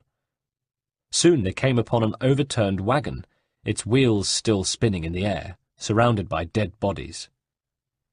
Caterina's brow darkened, and she spurred her horse on, closely followed by Ezio and Machiavelli. A little further down the road they encountered a group of local peasants, some wounded, making their way towards them. What's going on? Caterina accosted a woman at the head of the group. Altezza, said the woman, tears pouring down her face. They came almost as soon as you had left. They're preparing to lay siege to the city. Who are? The Orsi brothers, Madonna. Sangue di Giuda! Who are the Orsi? Asked Ezio. The same bastards I hired to kill Girolamo, spat Caterina. The Orsi work for anyone who'll pay them, observed Machiavelli. They're not very bright, but unfortunately they have a reputation for getting a job done. He paused in thought. The Spaniard will be behind this. But how could he possibly know where we were taking the apple? They're not looking for the apple, Ezio. They're after Riario's map. The map is still in Forli. Rodrigo needs to know where the other codex pages are concealed, and we cannot afford to let him get his hands on the map. Never mind the map, cried Caterina. My children are in the city. Ah, porco demonio! They kicked their horses into a gallop until they came within sight of the town. Smoke was rising from within the walls, and they could see the city gates were closed. Men stood along the outer ramparts under the bear and bush crest of the Orsi family, but inside the town, the citadel on its hill still flew the flag of the Sforza. It looks as if they've gained control of at least part of Forli, but not the citadel, said Machiavelli. Double-crossing bastards, spat Caterina. Is there a way I can get into the city without their seeing me? Asked Ezio, gathering up his codex weapons and strapping them on in readiness, keeping the gun and the spring blade in his satchel. There's a possibility, Caro, said Caterina, but it'll be hard. There's an old tunnel that leads under the western wall from the canal. Then I'll try, said Ezio. Be ready. If I can get the city gates open from the inside, be prepared to ride like hell. If we can reach the citadel and your people there see your crest and let you in, we'll be safe enough to plan the next move. Which will be to string these cretins up and watch them dangle in the wind, growled Caterina. But go on, Ezio, and good luck. I'll think of something to distract the Orsi troops' attention. Ezio dismounted and ran round to the western walls, keeping low and taking cover behind hillocks and bushes. Meanwhile, Caterina stood up in her stirrups and bawled at the enemy within the city walls. "Hey, you! I'm talking to you, you spineless dogs! You occupy my city, my home, and you really think I'm going to do nothing about it? Why, I'm coming up there to rip off your coglioni, if you've got any, that is." Groups of soldiers had appeared on the ramparts now, looking across at Caterina, half amused, half intimidated, as she kept it up. "What kind of men are you, doing the bidding of your paymasters for handfuls of loose change? I wonder if you'll think it was worth it after I've come up there, cut your heads off, pissed down your necks, and shoved your faces up my figa. I'll stick your balls on a fork and roast them over my kitchen fire. How does that sound?" By now there were no men on watch along the western ramparts. Ezio found the canal unguarded, and, swimming down it, he located the overgrown entrance of the tunnel. Slipping out of the water, he plunged into the tunnel's black depths. It was well maintained inside, and dry, and all he had to do was follow it until he saw light at its other end. He approached it cautiously, and as he did so, Caterina's voice came to him again. The tunnel ended in a short flight of stone steps, which led up into a back room on the ground floor of one of the western towers of Forli. It was deserted. Caterina had collected quite a crowd. Through a window, he could see most of the Orsi troops' backs, as they watched and even occasionally applauded Caterina's performance. "If I were a man, I'd wipe those grins off your faces. But don't think I won't give it my best shot anyway. Don't be misled by the fact that I've got tits." A thought struck her. "I bet you'd like to see them, wouldn't you? I bet you wish you could touch them, lick them, give them a squeeze. Well, why don't you come down here and try? I'd kick your balls so hard they'd fly out through your nostrils. Luridi branco di cani bastardi. You'd better pack up and go home while you still can, if you don't want to be impaled and stuck up all along my citadel walls. Ah, but maybe I'm wrong. Maybe you'd actually enjoy having a long oaken pole up your arses. You disgust me. I even begin to wonder if you're worth the bother. I've never seen such a piss-poor shower of shite. Que vista penosa. I can't see that it'd make much difference to you as men, even if I had you castrated." By now Ezio was in the street. He could see the gate closest to where Caterina and Machiavelli were located. At the top of its arch, a bowman stood by the heavy lever which operated it. Moving as silently and as quickly as he could, he shinned up to the top of the arch and stabbed the soldier once in the neck, dispatching him instantly. Then he threw all his weight onto the lever, and the gates below swung open with a mighty groan. Machiavelli had been watching carefully all this time, and as soon as he saw the gates opening, he leant over and spoke softly to Caterina, who immediately spurred her horse forward at a frantic gallop, closely followed by Machiavelli and the rest of her entourage. As soon as they saw what was happening, the Orsi troops on the ramparts let out a yell of anger and started to swarm down to intercept, but the Sforza faction was too quick for them. Ezio seized the bow and arrows from the dead guard and used them to fell 3 Orsi men before he swiftly climbed a nearby wall and started to run over the city's rooftops, keeping pace with Caterina and her group as they rode through the narrow streets towards the citadel. The deeper they went into the city, the greater was the confusion that reigned. It was clear that the battle for control of Forli was far from over, as knots of soldiers under the banner of the Blue Snakes and Black Eagles of the Sforza fought the Orsi mercenaries, as ordinary citizens rushed for shelter in their houses, or simply ran aimlessly hither and yon in the confusion. Market stalls were overturned, chickens ran squawking underfoot. A small child sat in the mud and bawled for its mother, who ran out and snatched it to safety, and all around the noise of battle roared. Ezio, leaping from roof to roof, could see something of the lie of the land from his vantage point, and used his arrows with deadly accuracy to protect Caterina and Machiavelli whenever Orsi guards got too close to them. At last they arrived in a broad piazza in front of the citadel. It was empty, and the streets leading off it appeared deserted. Ezio descended and rejoined his people. There was nobody on the citadel's battlements, and its massive gate was firmly closed. It looked every bit as impregnable as Caterina had said it was. She looked up and cried, "Open up, you bloody parcel of fools! It's me, La Duchessa! Get your asses in gear!" Now some of her men in the citadel did appear above them, among them a captain who said, "Subito, Altezza," and issued orders to 3 men who disappeared immediately to open the gate. But at that instant, howling for blood, dozens of Orsi troops poured from the surrounding streets into the square, blocking any retreat and pinning Caterina's company between them and the unforgiving wall of the citadel. "Bloody ambush!" shouted Machiavelli, with Ezio rallying their own handful of men and keeping between Caterina and their enemies. "Aprite la porta! Aprite!" yelled Caterina. And at last the mighty gates swung open. Sforza guards rushed out to aid them, and slashing at the Orsi in vicious hand-to-hand fighting, beat a retreat back through the gates, which quickly slammed shut behind them. Ezio and Machiavelli, who had quickly dismounted, both leaned against the wall, side by side and breathing hard. They could scarcely believe that they had made it. Caterina dismounted too, but didn't rest for an instant. Instead, she ran across the inner courtyard to a doorway in which 2 little boys and a wet nurse holding a baby were waiting fearfully. The children ran to her, and she embraced them, greeting them by name. "Cesare, Giovanni, non preoccuparvi." She stroked the baby's head, cooing, "Salute, Galeazzo." Then she looked around and at the wet nurse. "Nezzetta, where are Bianca and Ottaviano?" "Forgive me, my lady. They were playing outside when the attack began, and we haven't been able to find them since."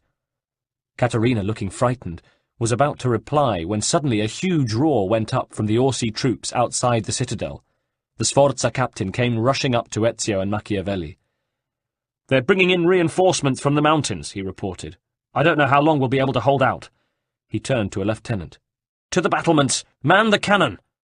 The lieutenant rushed off to organize gun crews, and these were hurrying to their positions when a hail of arrows fired by Orsi archers started to descend on the inner courtyard and the ramparts above. Caterina hustled her younger children to safety, shouting to Ezio at the same time, "Look after the cannon! They're our only hope! Don't let those bastards breach the citadel!" "Come," shouted Machiavelli. Ezio followed him up to where the cannon were ranged. Several of the gun crews were dead, along with the captain and the lieutenant. Others were wounded. The survivors were struggling to trim and angle the heavy cannon to bring them to bear on the Orsi men in the square below. Huge numbers of reinforcements had come up, and Ezio could see that they were manhandling siege engines and catapults through the streets. Meanwhile, directly below, a contingent of Orsi troops were bringing up a battering ram. If he and Machiavelli didn't think of something quickly, there would be no chance of saving the citadel. But to withstand this new assault, he would have to fire the cannon at targets within the walls of Forli itself, and so risk injuring or even killing some of its innocent citizens. Leaving Machiavelli to organize the gunners, he raced down to the courtyard and sought out Caterina. "They are storming the city. To keep them at bay, I must fire the cannon at targets within its walls." She looked at him with steely calm. "Then do what you must do." He looked up to the ramparts where Machiavelli stood, waiting for the signal. Ezio raised his arm and lowered it decisively. The cannon roared, and even as they did so, Ezio was flying back up to the ramparts where they were located. Directing the gunners to fire at will, he watched as first one siege engine and then another was blown to bits, as well as the catapults. There was little room for the Orsi troops to maneuver in the narrow streets, and after the cannon had wreaked their havoc, Sforza archers and crossbowmen began to pick off the surviving invaders within the city walls. At last, the remaining Orsi troops had been driven out of Forli altogether, and those Sforza troops who had survived outside the citadel itself were able to secure the outer curtain walls. But the victory had come at a cost. Several houses within the city were smouldering ruins, and in order to win it back, Caterina's gunners had not been able to avoid killing some of their own people. And there was something else to consider, as Machiavelli was quick to point out. They had flushed the enemy out of the city, but they had not raised the siege. Forli was still surrounded by Orsi battalions, cut off from supplies of fresh food and water, and Caterina's 2 older children were still out there somewhere, at risk. Some little time later, Caterina, Machiavelli and Ezio were standing on the ramparts of the outer walls, surveying the host encamped around them. Behind them, The citizens of Forli were doing their best to put the city back in order, but food and water wouldn't last forever, and everyone knew it. Caterina was haggard, worried to death about her missing children.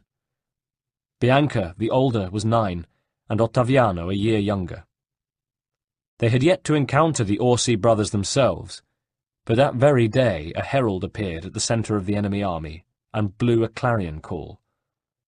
The troops parted like the sea to allow 2 men riding chestnut horses and dressed in chain-steel hauberks to pass between them, accompanied by pages bearing the crest of the Bear and Bush. They reined in well out of arrow range. One of the horsemen stood up in his stirrups and raised his voice. "Caterina! Caterina Sforza! We think you're still cooped up in your dear little city, Caterina, so answer me." Caterina leant over the battlements, a wild expression on her face. "What do you want?" The man grinned broadly. "Oh, nothing. I was just wondering if you were missing any children." Ezio had taken up a position at Caterina's side. The man who was speaking looked up at him in surprise. "Well, well," he said. "Ezio Auditore, if I am not mistaken. How pleasant to meet you. One has heard so much about you." "And you, I take it, are the Fratelli Orsi," Ezio said. The one who had not yet spoken raised a hand. "The same. Lodovico." "And Cecco," said the other. "At your service." He gave a dry laugh. "Basta!" cried Caterina. "Enough of this! Where are my children? Let them go!" Lodovico bowed ironically in the saddle. "Ma certo, signora. We'll happily give them back, in exchange for something of yours. Something, rather, that belonged to your late lamented husband. Something he was working on behalf of some friends of ours." His voice suddenly hardened. "I mean a certain map." "And a certain apple, too," added Cecco. "Oh, yes, we know all about that." "Do you think we are fools? Do you think our employer doesn't have spies?" "Yes," said Lodovico. "We'll have the apple, too. Or shall I slice your little ones' throats from ear to ear and send them to join their papa?" Caterina stood listening. Her mood had changed to one of icy calm. When her turn came to speak, she cried, "Bastardi! You think you can intimidate me with your vulgar threats? You scum! I'll give you nothing. You want my children? Take them. I have the means to make more." And she raised her skirts to show them her vagina. "I'm not interested in your histrionics, Caterina," said Cecco, wheeling his horse around, "and I'm not interested in staring at your figa either. You'll change your mind, but we're only giving you an hour.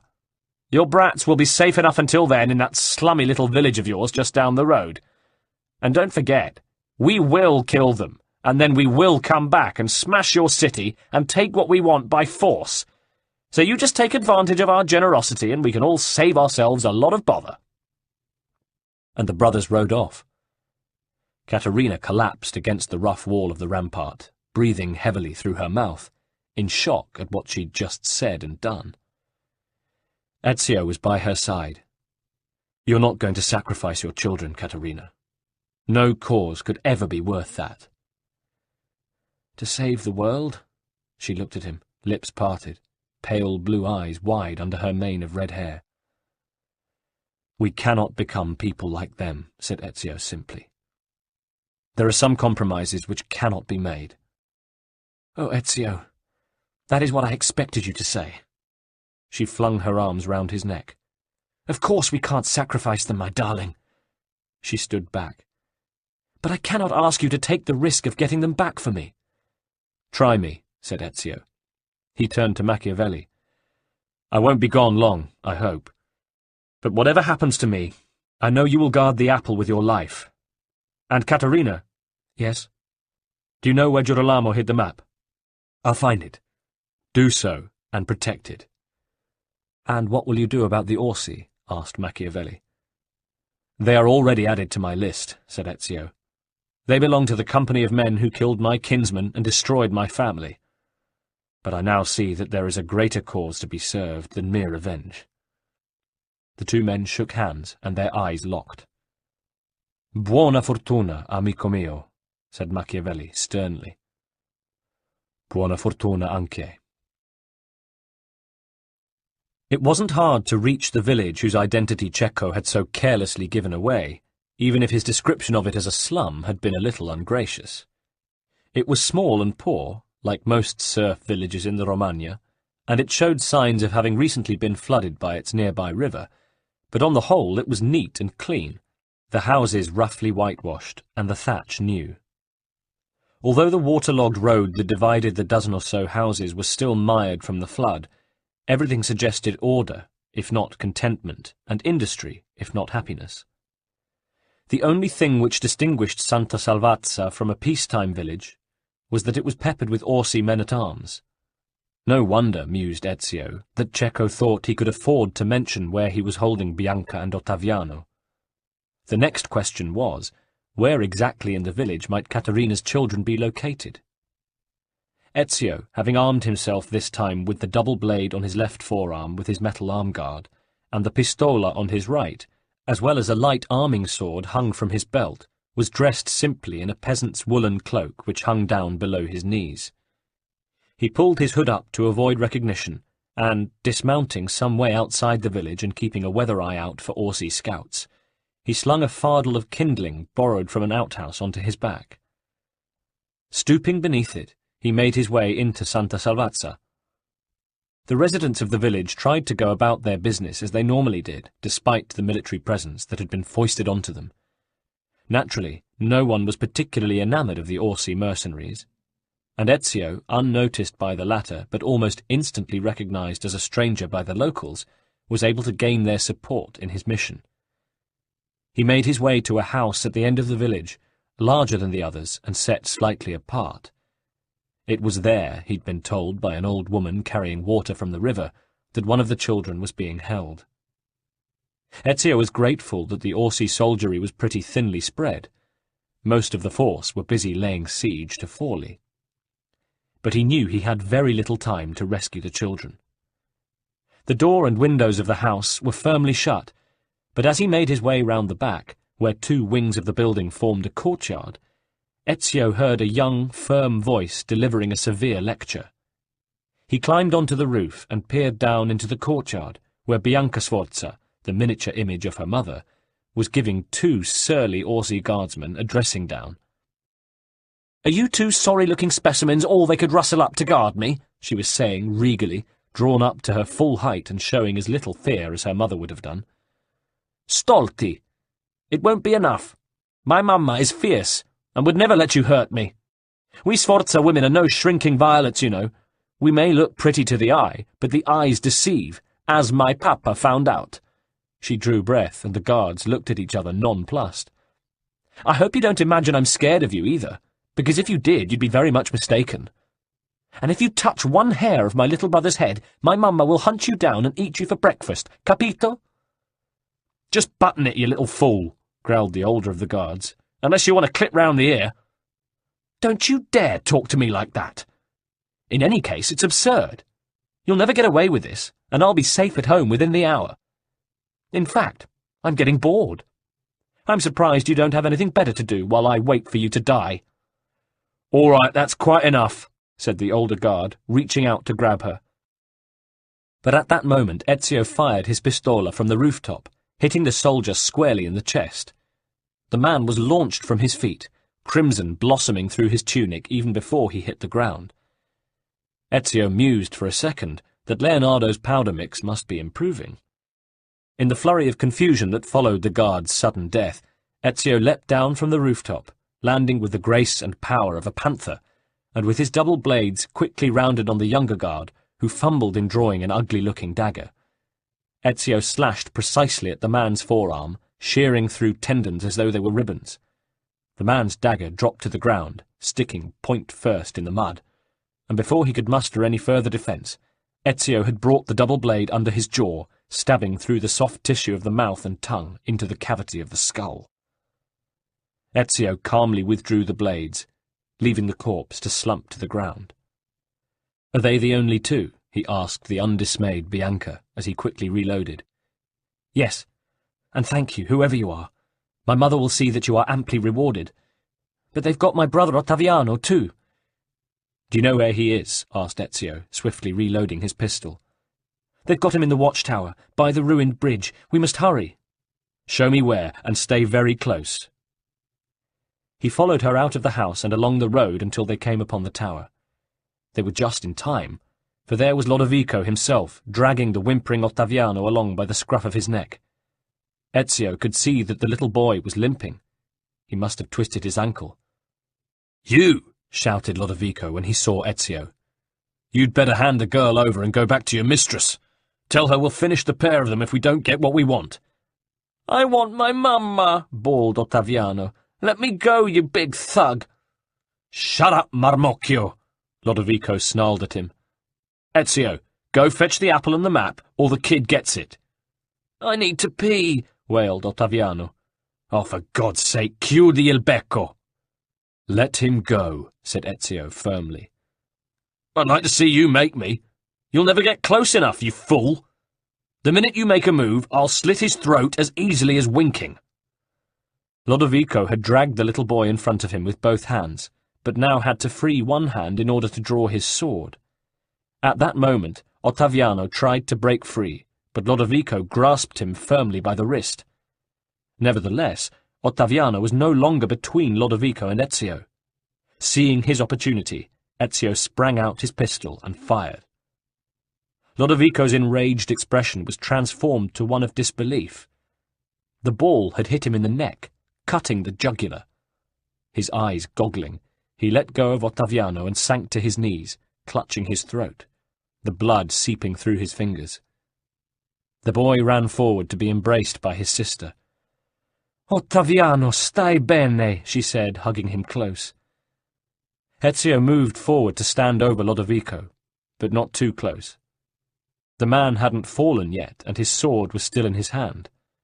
Blood oozed down onto his jerkin, a trickle becoming a torrent. "I don't know what devil's instrument has given you the means to get the better of me, Ezio," he panted. "But I'm sorry to tell you that you will lose this game whatever you do. We Orsi are not the fools you seem to take us for. If anyone is a fool, you are. You and Caterina." "You are the fool," said Ezio, his voice cold with scorn, "to die for a bag full of silver. Do you really think it was worth it?" Lodovico grimaced. "More than you know, friend. You've been outwitted, and whatever you do now, the master will gain his prize." His face contorted in agony at the pain from his wound. The blood-stain had spread. "You'd better finish me, Ezio, if you have any mercy in you at all." "Then die with your pride, Orsi. It means nothing." Ezio stepped forward and further opened the wound in Lodovico's neck. An instant later, he was no more. Ezio stooped over him and closed his eyes. "Requiescat in pace," he said. But there was no time to be lost. He returned to the children, who had been watching wide-eyed. "Can you walk?" he asked Ottaviano. "I'll try, but it hurts terribly." Ezio knelt and looked. The ankle wasn't twisted, but sprained. He lifted Ottaviano onto his shoulders. "Courage, little Duce," he said. "I'll get you both home safe." "Can I have a pee first? I really do need to." "Be quick." Ezio knew it wouldn't be an easy matter to get the children back through the village. It was impossible to disguise them, as they were gorgeously dressed, and in any case, by now, Bianca's escape would surely have been discovered. He exchanged the gun on his wrist for the poison blade, putting the wrist mechanism in his pack. Taking Bianca's right hand in his left, he made for the woods that skirted the western side of the village. Climbing a low hill, he was able to look down on Santa Salvatza and saw Orsi troops running in the direction of the watchtower, but none seemed to have deployed in the woods. Grateful for the respite, and after what seemed an age, he arrived with the children back where he had tethered his horse, placed them on its back, and got up behind them. Then he rode back north to Forli. The city looked quiet. Too quiet. And where were the Orsi forces? Had they raised the siege? It didn't seem possible. He spurred his horse on. "Take the southern bridge, Messere," said Bianca, in front, holding on to the saddle's pommel. "It's the most direct way home from here." Ottaviano nestled against him. As they approached the walls of the town, he saw the southern gates open. Out came a small troop of Sforza guards escorting Caterina and, close behind her, Machiavelli. Ezio could see at once that his fellow assassin had been wounded. He urged his mount forwards, and when he reached the others, swiftly dismounted and passed the children into Caterina's waiting arms. "What in the name of the Blessed Virgin is going on?" he asked, looking from Caterina to Machiavelli, and back again. "What are you doing out here?" "Oh, Ezio," said Caterina. "I'm so sorry. So sorry." "What's happened?" "The whole thing was a trick, to lower our defences," Caterina said despairingly. "Taking the children was a diversion." Ezio turned his glance back to Machiavelli. "But the city is safe," he said. Machiavelli sighed. "Yes, the city is safe. The Orsi no longer have an interest in it." "What do you mean?" "After we'd driven them out, we relaxed, only momentarily, to regroup and see to our wounded. It was then that Cecco counterattacked. They must have planned the whole thing. He stormed the city. I fought him man to man, and hard, but his soldiers came on me from behind and overwhelmed me. Ezio, now I must ask you to show courage, for Cecco has taken the apple." Ezio was stunned for a long moment. Then he said slowly, "What? No, that cannot be." He looked around wildly. "Where has he gone?" "As soon as he had what he wanted, he beat a retreat with his men, and the army split up. We couldn't see which group had the apple, and we were too battle-weary to give effective chase anyway. But Cecco himself led a company into the mountains to the west." "Then all is lost," Ezio cried, thinking that Lodovico had been right. He had underestimated the Orsi. "We still have the map, thank God," said Caterina. "He didn't dare spend too much time searching for it." "But what if, now he has the apple, he no longer needs the map?" "The Templars cannot be allowed to triumph," said Machiavelli grimly. "They cannot. We must go." But Ezio could see that his friend had turned grey from his wounds.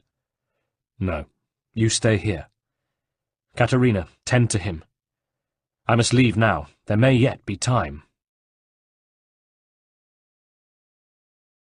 Chapter 23.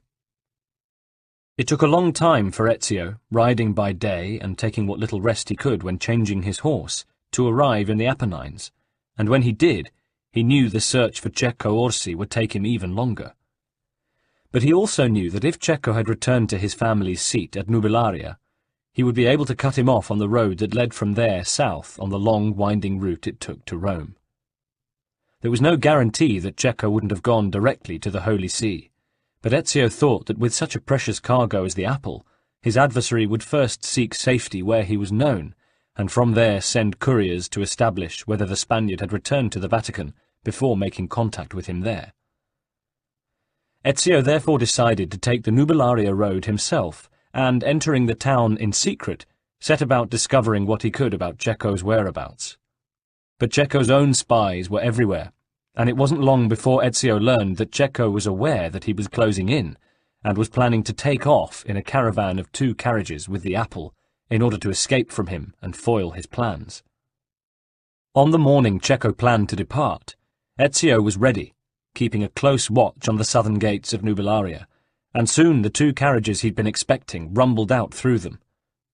Ezio mounted his horse to give chase, but at the last moment a third, lighter carriage, driven by an Orsi henchman, came fast out of a side street and deliberately blocked Ezio's path, causing his horse to rear and throw him.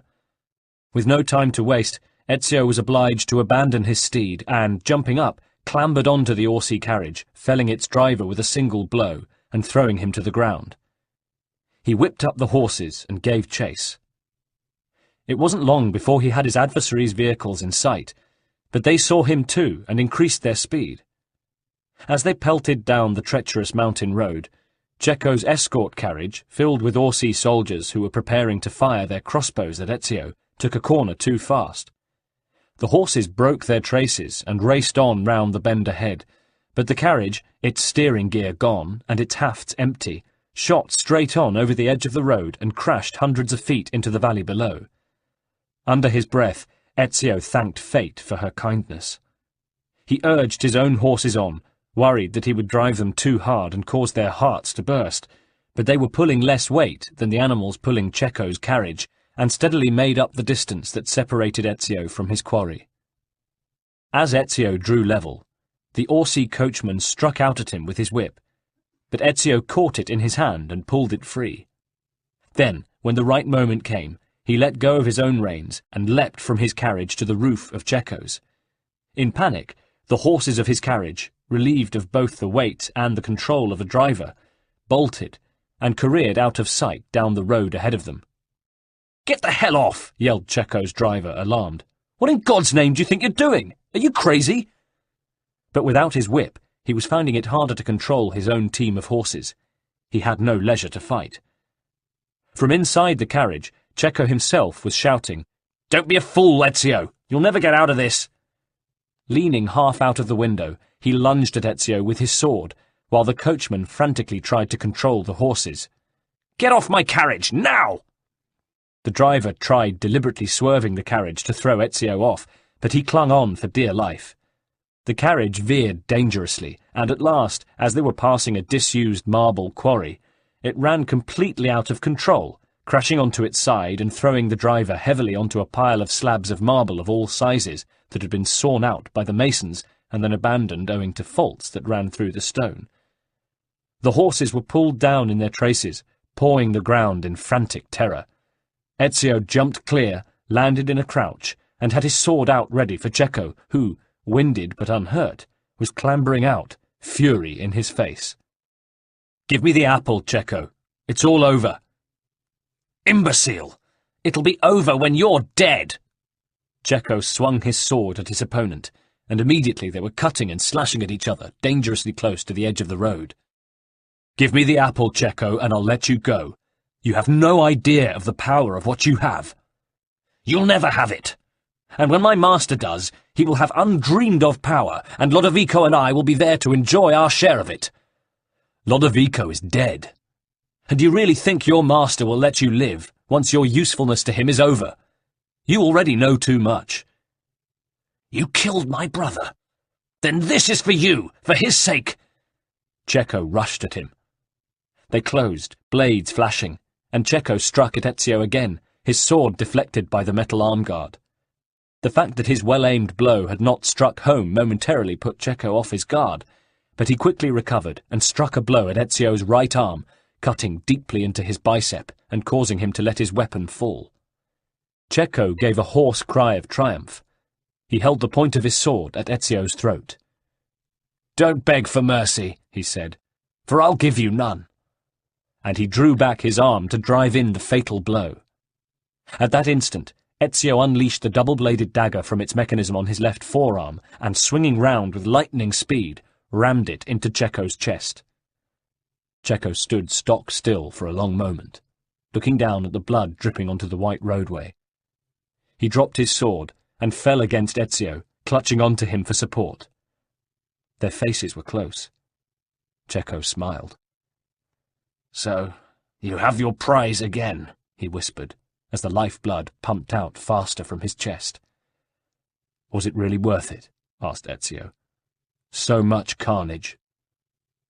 The man gave what sounded like a chuckle, or it might have been a cough, as more blood flooded his mouth.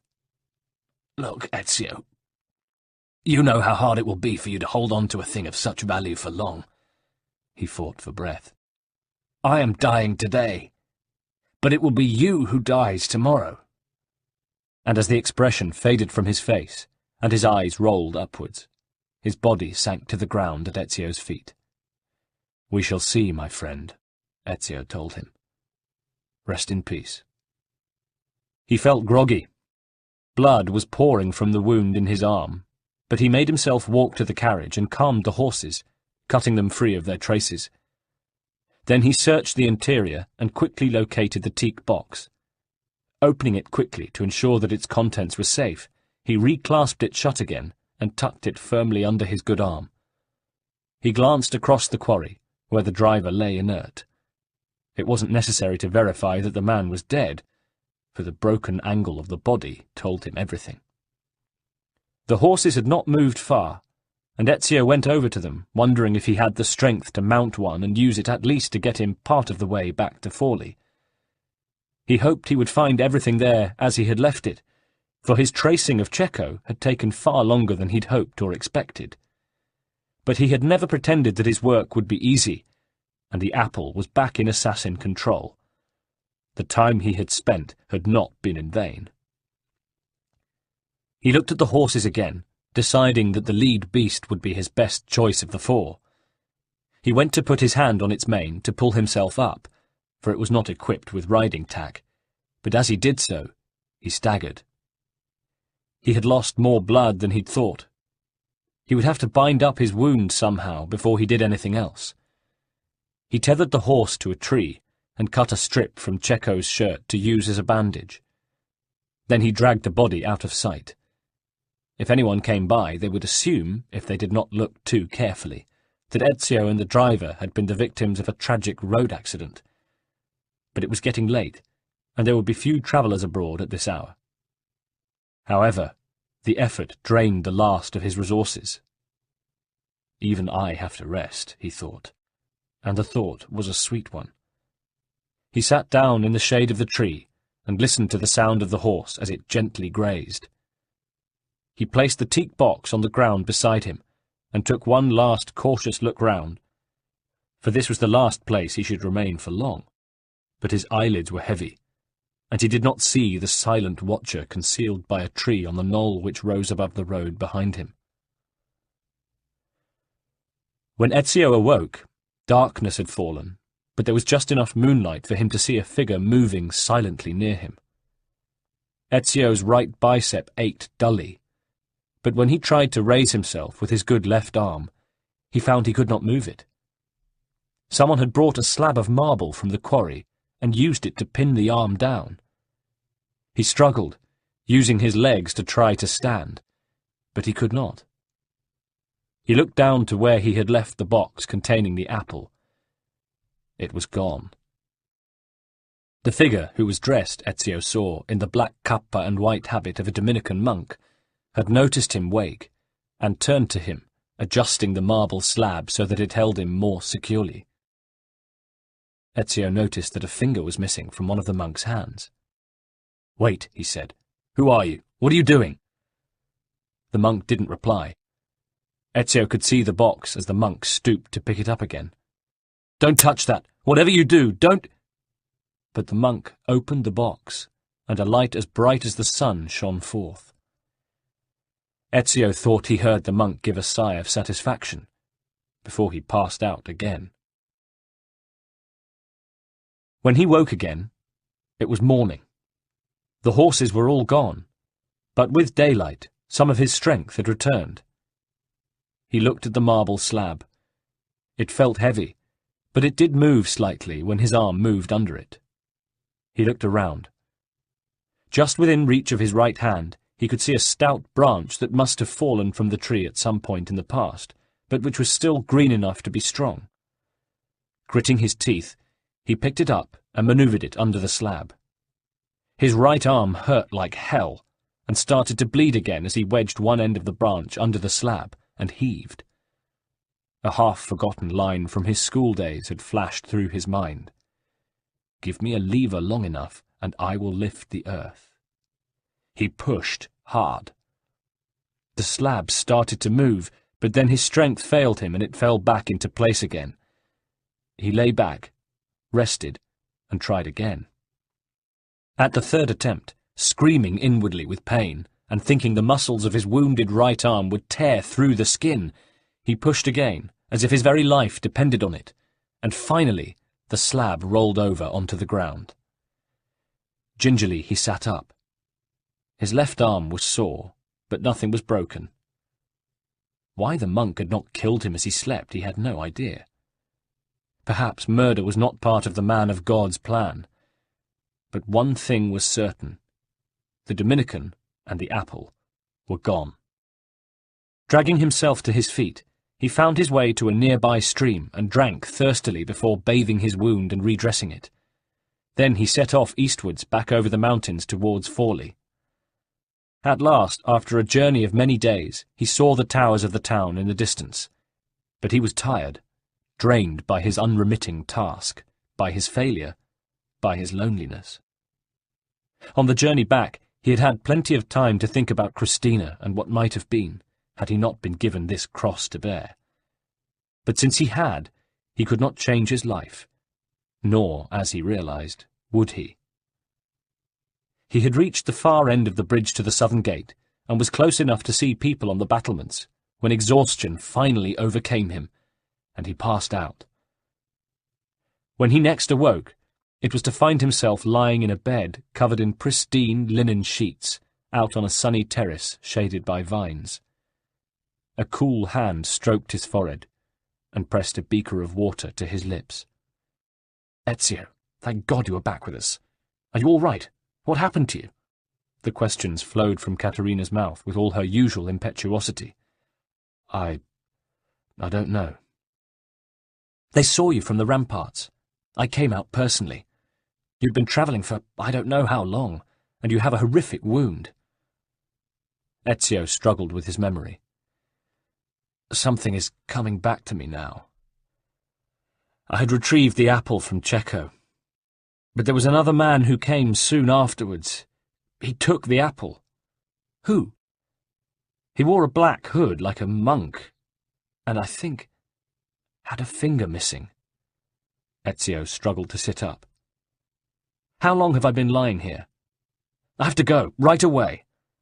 He started to rise, but it was as if his limbs were made of lead, and as he moved, a terrible dizziness overcame him, so he was obliged to lie back again. Oh, what did that monk do to me? Caterina leaned over him.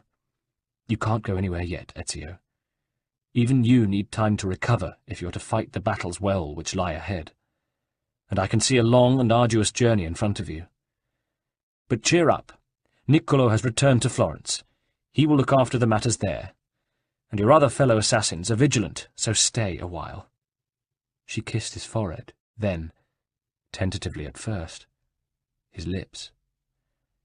And if there is anything I can do to hasten your recovery, you have only to say the word.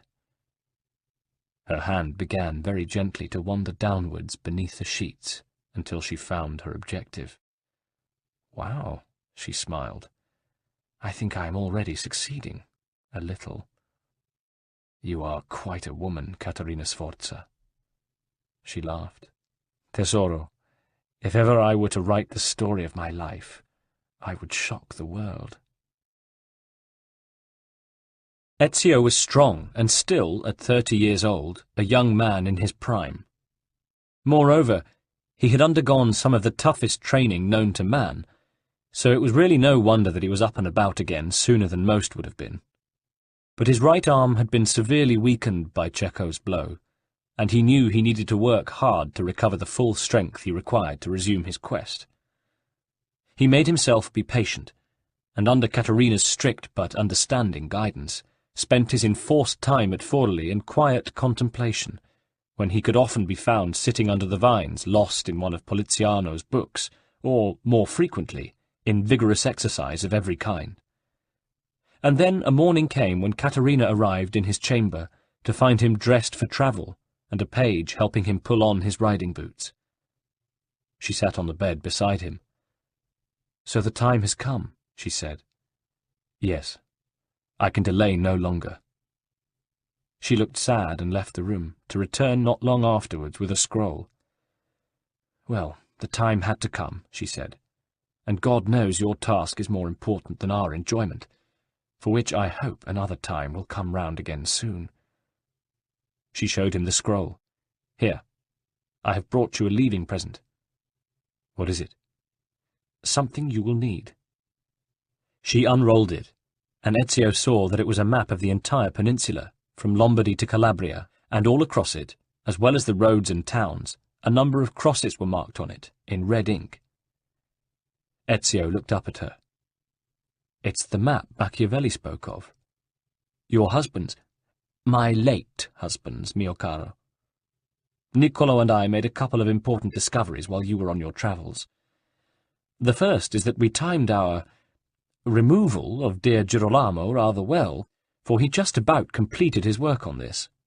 The second is that it is of inestimable value, for even if the Templars have the apple, they cannot hope to find the vault without the map.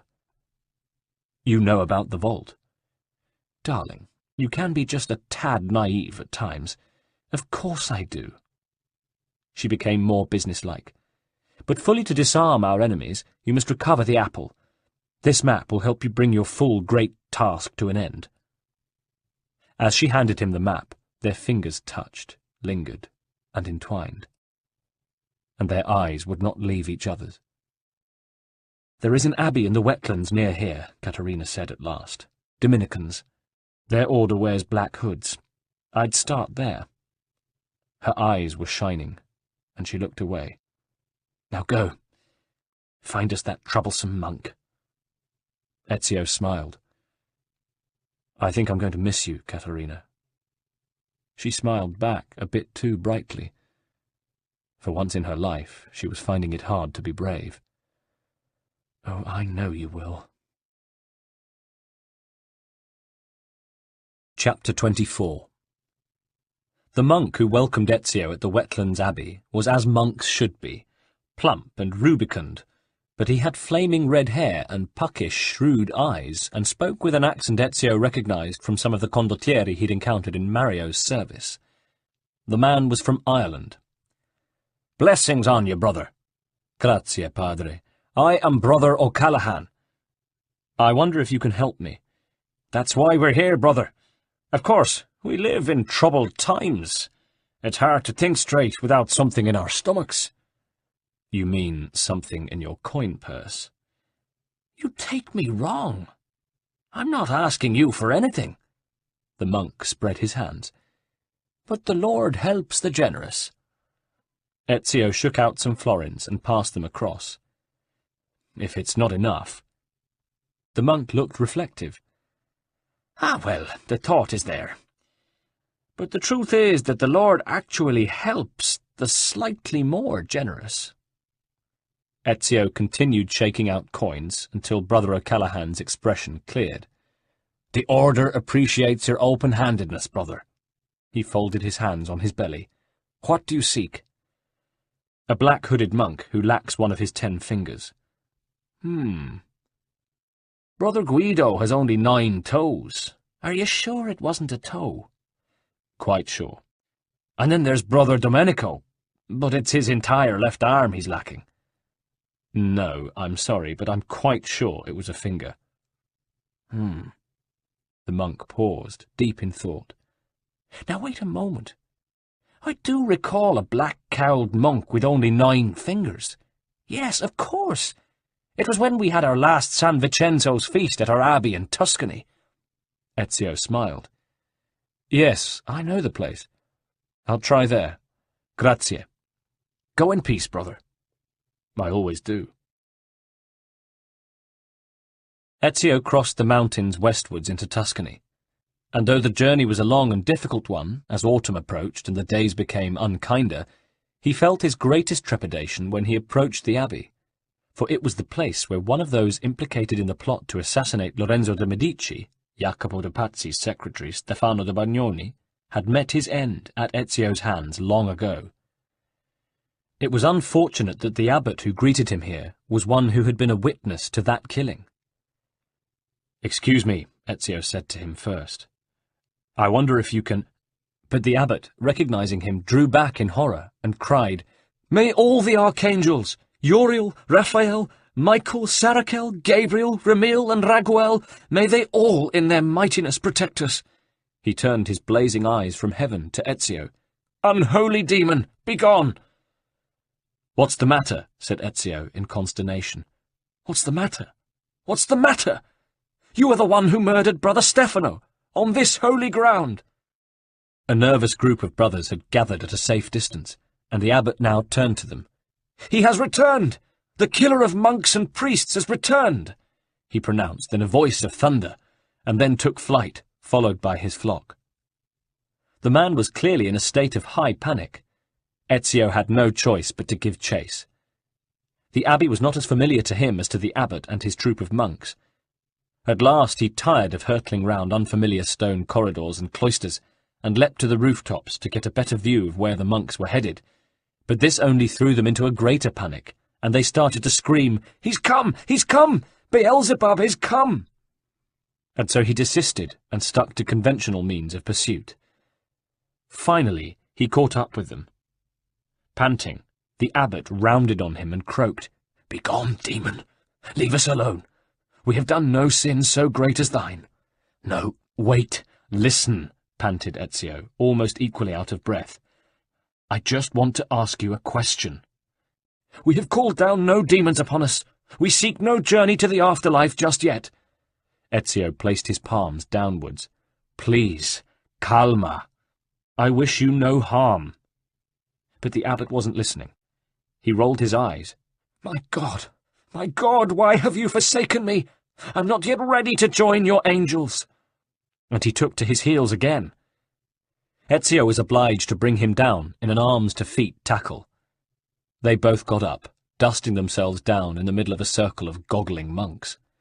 "Stop running away, please," pleaded Ezio.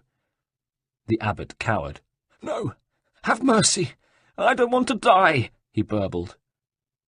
Ezio, conscious that he was sounding prim, said, "Look, Father Abbot, I only kill those who kill others. And your brother Stefano was a killer. He tried to murder Duke Lorenzo in 1478. He paused, breathing heavily. "Be reassured, Messer Abate, I am certain you are no such thing as a murderer." The abbot's look became a trace calmer, but there was still suspicion in his eyes. "What do you want, then?" he said. "All right now, listen to me. I'm looking for a monk dressed like you are, a Dominican, who is missing a finger." The abbot looked wary. "Missing a finger, do you say? Like Fra Savonarola?" Ezio seized on the name. "Savonarola? Who is he? Do you know him?" "I did, Messer. He was one of us, for a time." "And then?" The abbot shrugged. "We suggested he take a nice long rest at a hermitage in the mountains. He didn't quite fit in here." "It seems to me, Abate, that his time as a hermit may be over. Do you know where he may have gone now?" "Oh, dear me." The abbot searched his mind. "If he's left the hermitage, it may be that he has returned to Santa Maria del Carmine in Florence. It's where he studied. Perhaps that's where he'd go back to." Ezio breathed a sigh of relief. "Thank you, Abbot. Go with God." It was strange for Ezio to be in his hometown again after so long. There were many memories to deal with, but circumstances dictated that he work alone. He could not contact even old friends or allies, lest the enemy were alerted. It was also clear that even if the city remained stable, the church, at least, which he sought, was in turmoil. A monk came running from it in fear. He accosted the monk. "Whoa there, brother, it's all right." The monk looked at him wild-eyed. "Stay away, my friend, if you value your life." "What's happened here?" "Soldiers from Rome have seized our church. They've scattered my brothers, asking questions that make no sense. They keep demanding that we give them fruit." "What kind of fruit?" "Apples." "Apples? Diavolo! Rodrigo has got here before me," hissed Ezio to himself. "They've dragged one of my fellow Carmelites behind the church. I'm sure they're going to kill him." "Carmelites? You are not Dominicans?" Ezio left the man and made his way carefully round the outer walls of Santa Maria, hugging them. He moved as stealthily as a mongoose confronting a cobra. When he reached the walls of the church's garden, he skimmed to the roof. What he saw below him took even his experienced breath away. Several Borgia guards were beating the shit out of a tall young monk. He looked about 35 years old. "Tell us," cried the leader of the guards. "Tell us, or I will make you hurt so badly you'll wish you'd never been born. Where is the apple? Please, I don't know. I don't know what you're talking about. The lead guard leaned in close. Confess. Your name is Savonarola. Yes, I told you, but you beat the name out of me. Then tell us and your suffering will cease. Where the fuck is the apple? The interrogator kicked the monk savagely in the crotch. The monk howled in pain. Not that that'll make much difference to a man in your missionary position, jeered the guard. Ezio watched, deeply concerned. If this monk was indeed Savonarola, the Borgia thugs might kill him before he himself got the truth out of the man. Why do you keep lying to me? Sneered the guard. My master will not be pleased to hear you made me torture you to death. Do you want to get me into trouble? I don't have any apple, sobbed the monk. I'm just a simple friar. Please let me go. In a pig's eye. I know nothing, the monk cried piteously. If you want me to stop, shouted the guard, kicking him again in the same place, then tell me the truth, brother Girolamo Savonarola. The monk bit his lip, but stubbornly replied, I've told you everything I know. The guard kicked him again, and had his henchman grab his ankles and dragged the man mercilessly along the cobbled ground, his head bouncing painfully on the hard stone. The monk screamed and struggled in vain. Had enough, you abominato? The lead guard held his face close again. Are you so ready to meet your maker that you would lie again and again just to see him? I am a plain monk, wept the Carmelite, whose robes were dangerously similar in cut and colour to that of the Dominicans. I have no fruit of any kind, please. The guard kicked him again, in the same place, again. The monk's body twisted in an agony beyond tears. Ezio had had enough. He sprang down, a phantom of vengeance, slicing for once in pure rage with poison dagger and double blade. Within a minute of sheer slaughter, the Borgia thugs, all of them, lay either dead or groaning in the same agony they'd inflicted on the flagstones of the courtyard. The monk, weeping, clung to Ezio's knees. Grazie, grazie, Salvatore. Ezio stroked his head. Calma, calma. It will be all right now, my brother. But Ezio also looked at the monk's fingers. All 10 were intact. You have 10 fingers, he murmured, disappointed despite himself. Yes, cried the monk, I have 10 fingers, and I don't have any other apples than those that come to the monastery from the market every Thursday. He stood up, shook himself down, tenderly readjusted himself, and swore. In the name of God, has the whole world stopped making sense? Who are you? Why did they take you? Asked Ezio. Because they found out that indeed my family name is Savonarola. But why should I betray my cousin to those thugs? Do you know what he's done? I know nothing. He's a monk like me. He chose the harsher order of the Dominicans, it is true, but... He has lost a finger? Yes, but how could anyone... A kind of light was dawning in the monk's eyes. Who is Girolamo Savonarola? Persisted Ezio. My cousin, and a devoted man of God. And who, may I ask, are you? Though I thank you humbly for my rescue, and owe you whatever favour you may ask. I am nameless, said Ezio. But do me the favour of telling me your name. Fra Marcello Savonarola, the monk replied meekly. Ezio took that in. His mind raced. Where is your cousin Girolamo? Fra Marcello thought, struggling with his conscience. It is true that my cousin has a singular view of how to serve God. He is spreading a doctrine of his own. You may find him now in Venice. And what does he do there? Marcello straightened his shoulders. I think he has set off on the wrong path. He preaches fire and brimstone. He claims to see the future.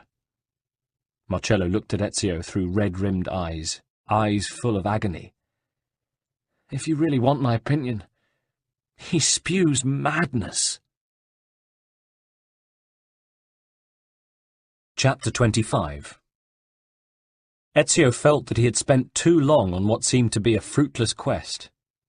Chasing Savonarola seemed like chasing a will-o'-the-wisp or a chimera or your own tail. But the search had to continue remorselessly, for the nine-fingered man of God held the apple, the key to more than he could imagine possible, and he was a dangerous religious maniac, a loose cannon potentially less controllable than the master, Rodrigo Borgia, himself. It was Theodora who met him as he disembarked from the Ravenna galley at the Venice docks. Venice, in 1492, was still under the relatively honest rule of Doge Agostino Barbarigo.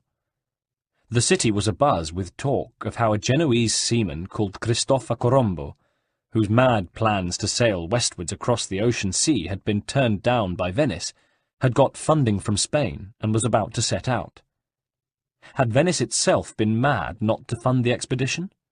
If Colombo succeeded, a safe sea passage to the Indies might be established, sidestepping the old land route now blocked by the Ottoman Turks.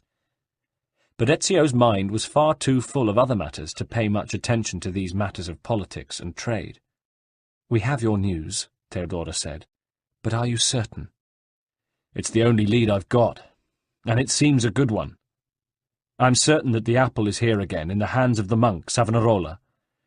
I hear he preaches to the masses of the hell and fire to come."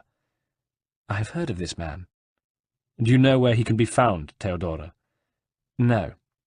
But I've seen a herald drawing crowds in the industrial district, preaching the kind of fire and brimstone stuff and nonsense you speak of. Perhaps he is a disciple of your monk.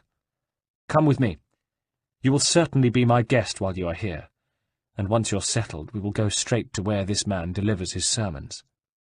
Both Ezio and Theodora, and indeed all intelligent and rational people, knew why a kind of blood and thunder hysteria was beginning to grip the people.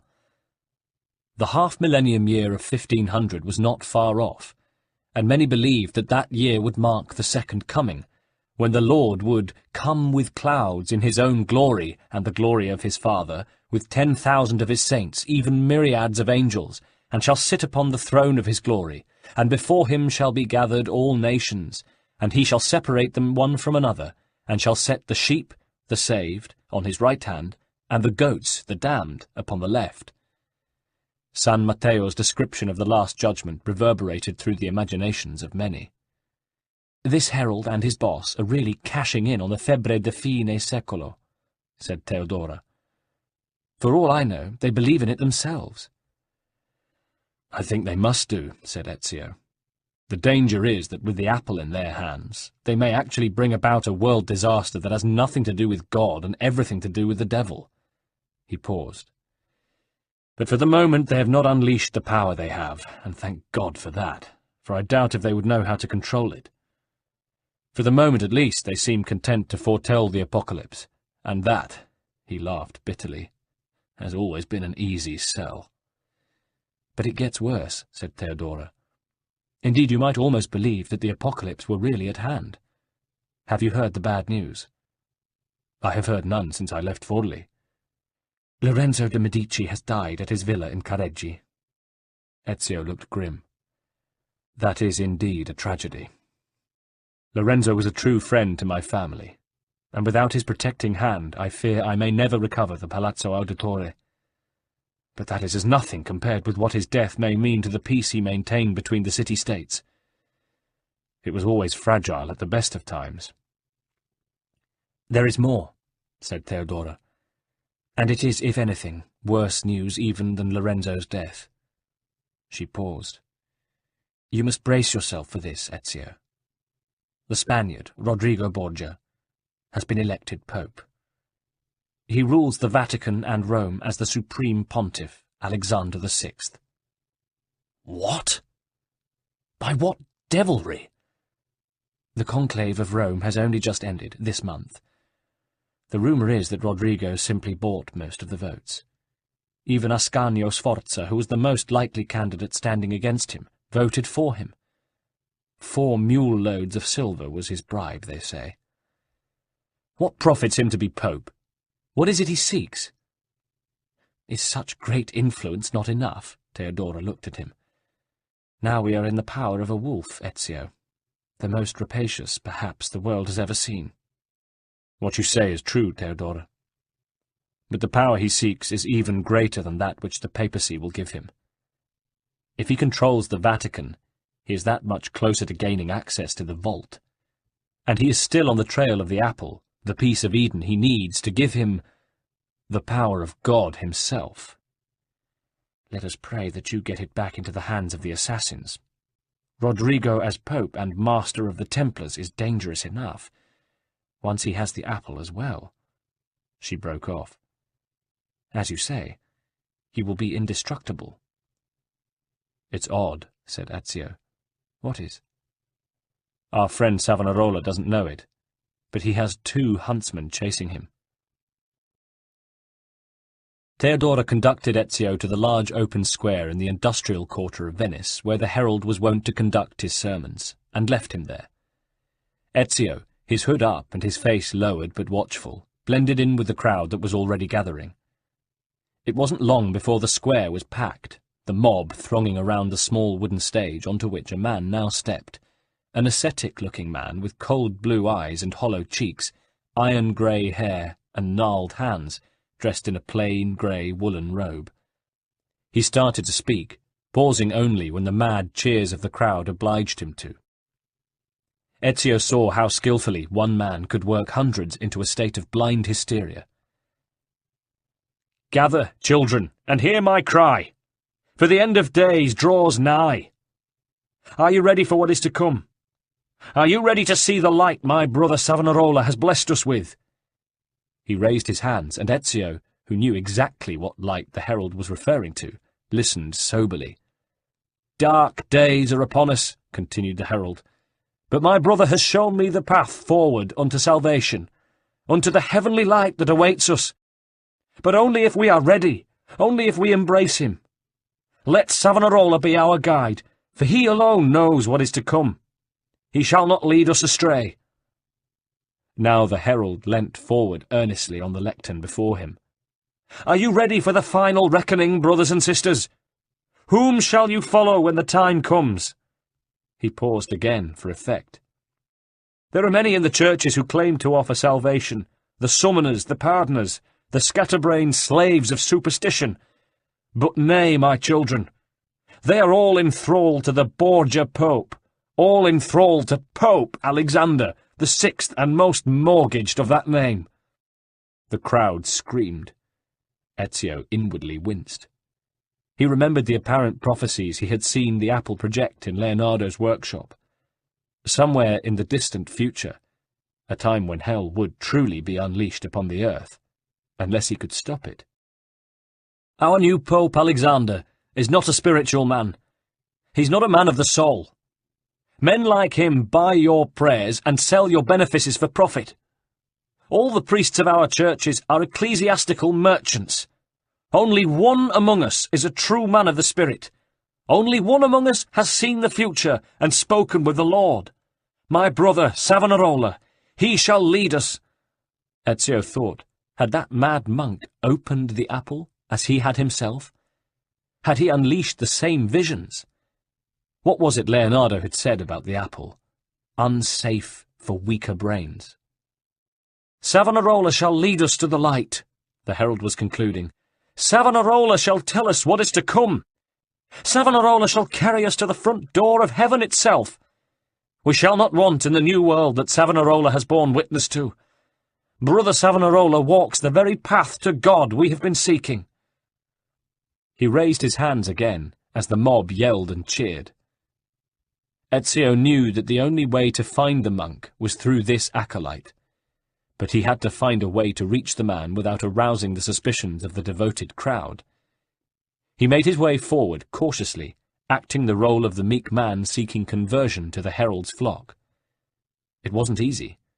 He was jostled aggressively by people who could see he was a stranger, a newcomer, a person to be regarded with reserve. But he smiled, bowed, and even, as a last resort, threw money down, saying, "I want to give alms to the cause of Savonarola and those who support him and believe in him." And money worked its usual charm. In fact, Ezio thought, money is the greatest converter of them all. At last the herald, who'd observed Ezio's progress with a mixture of amusement and contempt, bade his minders step aside and beckoned to him, leading him to a quiet place, a little piazzetta off the main square, where they could have a private conversation. Ezio was pleased to see that the herald clearly thought he'd made an important and wealthy new addition to his flock. "Where is Savonarola himself?" he asked. "He is everywhere, brother," replied the herald. "He is at one with all of us, and all of us are at one with him." "Listen, friend," said Ezio urgently. "I seek the man, not the myth. Please tell me where he is." The herald looked at him askance, and Ezio clearly saw the madness in his eyes. "I have told you where he is.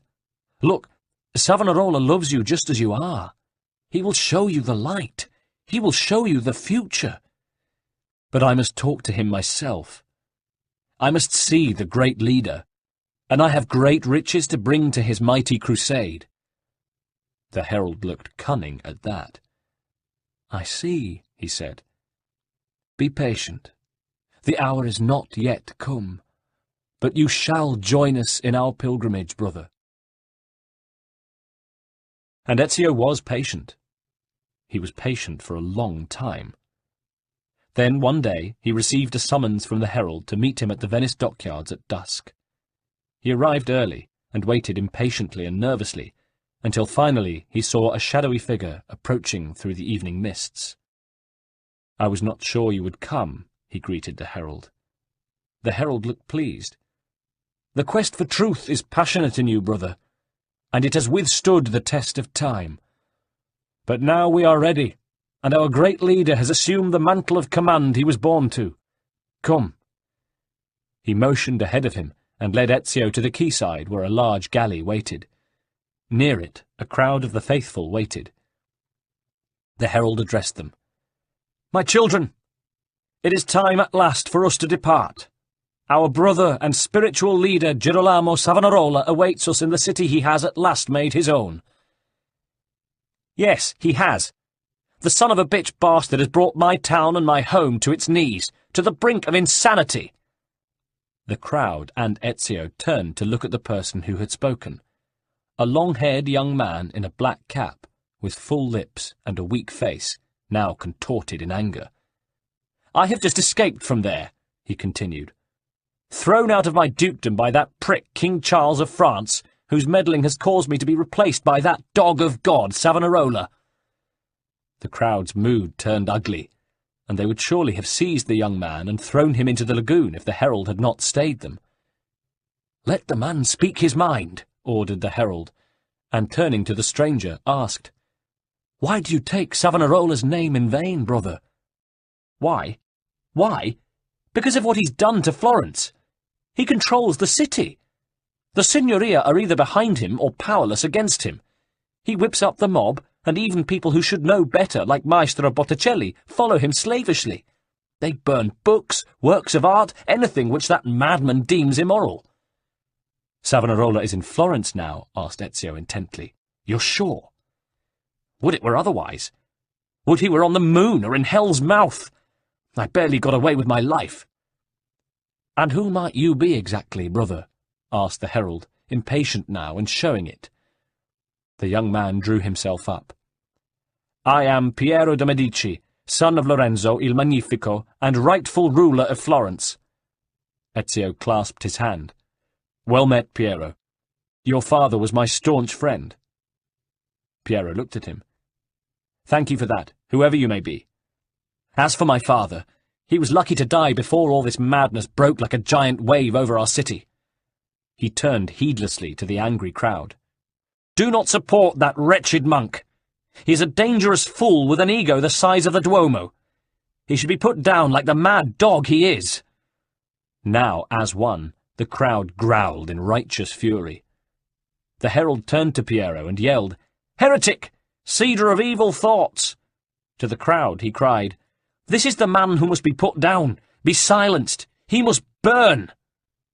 Both Piero and Ezio by his side had their swords out by now, and faced the menacing mob. "Who are you?" asked Piero. "Auditore Ezio," he replied. "Ah, Sono grato del tuo aiuto. My father spoke of you often. His eyes flickered over their adversaries. Are we going to get out of this? I hope so, but you weren't exactly tactful. How was I to know? You've just destroyed untold effort and preparation. But never mind, look to your sword. The fight was hard but short. The two men let the mob beat them back to an abandoned warehouse, and it was there that they took their stand. Luckily, though enraged, the crowd of pilgrims were far from being seasoned fighters, and once the boldest of them had retreated nursing deep cuts and slashes from Ezio's and Piero's long swords, the rest of them fell back and fled. Only the herald, grim and grey, stood his ground. "Impostor!" he said to Ezio. "You shall freeze forever in the ice of the fourth ring of the ninth circle, and it is I who will send you there." From his robes he produced a keen-edged basilard and ran at Ezio, holding it above his head, ready to strike. Ezio, backing, almost fell, and was at the herald's mercy. But Piero sliced at the man's legs, and Ezio, having regained his feet, unleashed his double blade, punching the sharp points deep into the man's abdomen. The herald's whole frame shuddered with the impact. He gasped and fell, writhing and twitching, clawing the ground, until at last he was still. "Hope that pays you back for the bad turn I've done you," said Piero, with a rueful smile. "Come on. Let's get to the Doge's palace and tell Agostino to send a watch out to make sure that bunch of lunatics are split up and that they've all gone back to their kennels." "Grazie," said Ezio. "But I go the other way. I go to Florence." Piero looked at him incredulously. "What? Into the mouth of hell itself?" "I have my own reasons for seeking out Savonarola. But perhaps it's not too late to undo the damage he's done to our native city as well." "Then I wish you luck," said Piero. "Whatever end you seek." Chapter 26.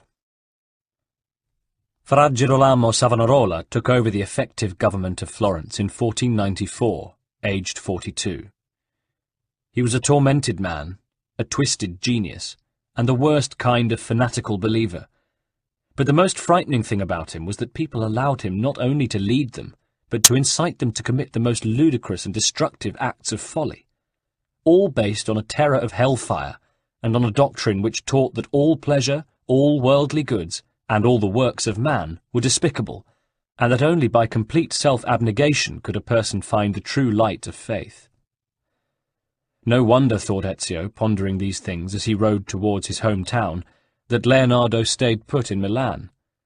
Apart from anything else, from his friend's point of view, Ezio had learned that homosexuality, hitherto winked at or punishable by an affordable fine, was once again a capital offence in Florence.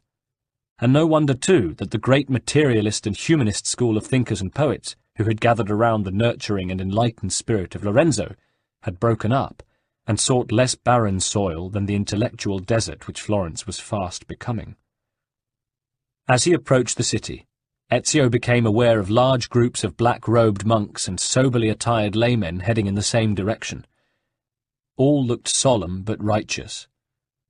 All walked with their heads bent. "Where are you bound?" he asked one of these passers-by. "To Florence, to sit at the feet of the great leader," said a pasty-faced merchant, before continuing on his way.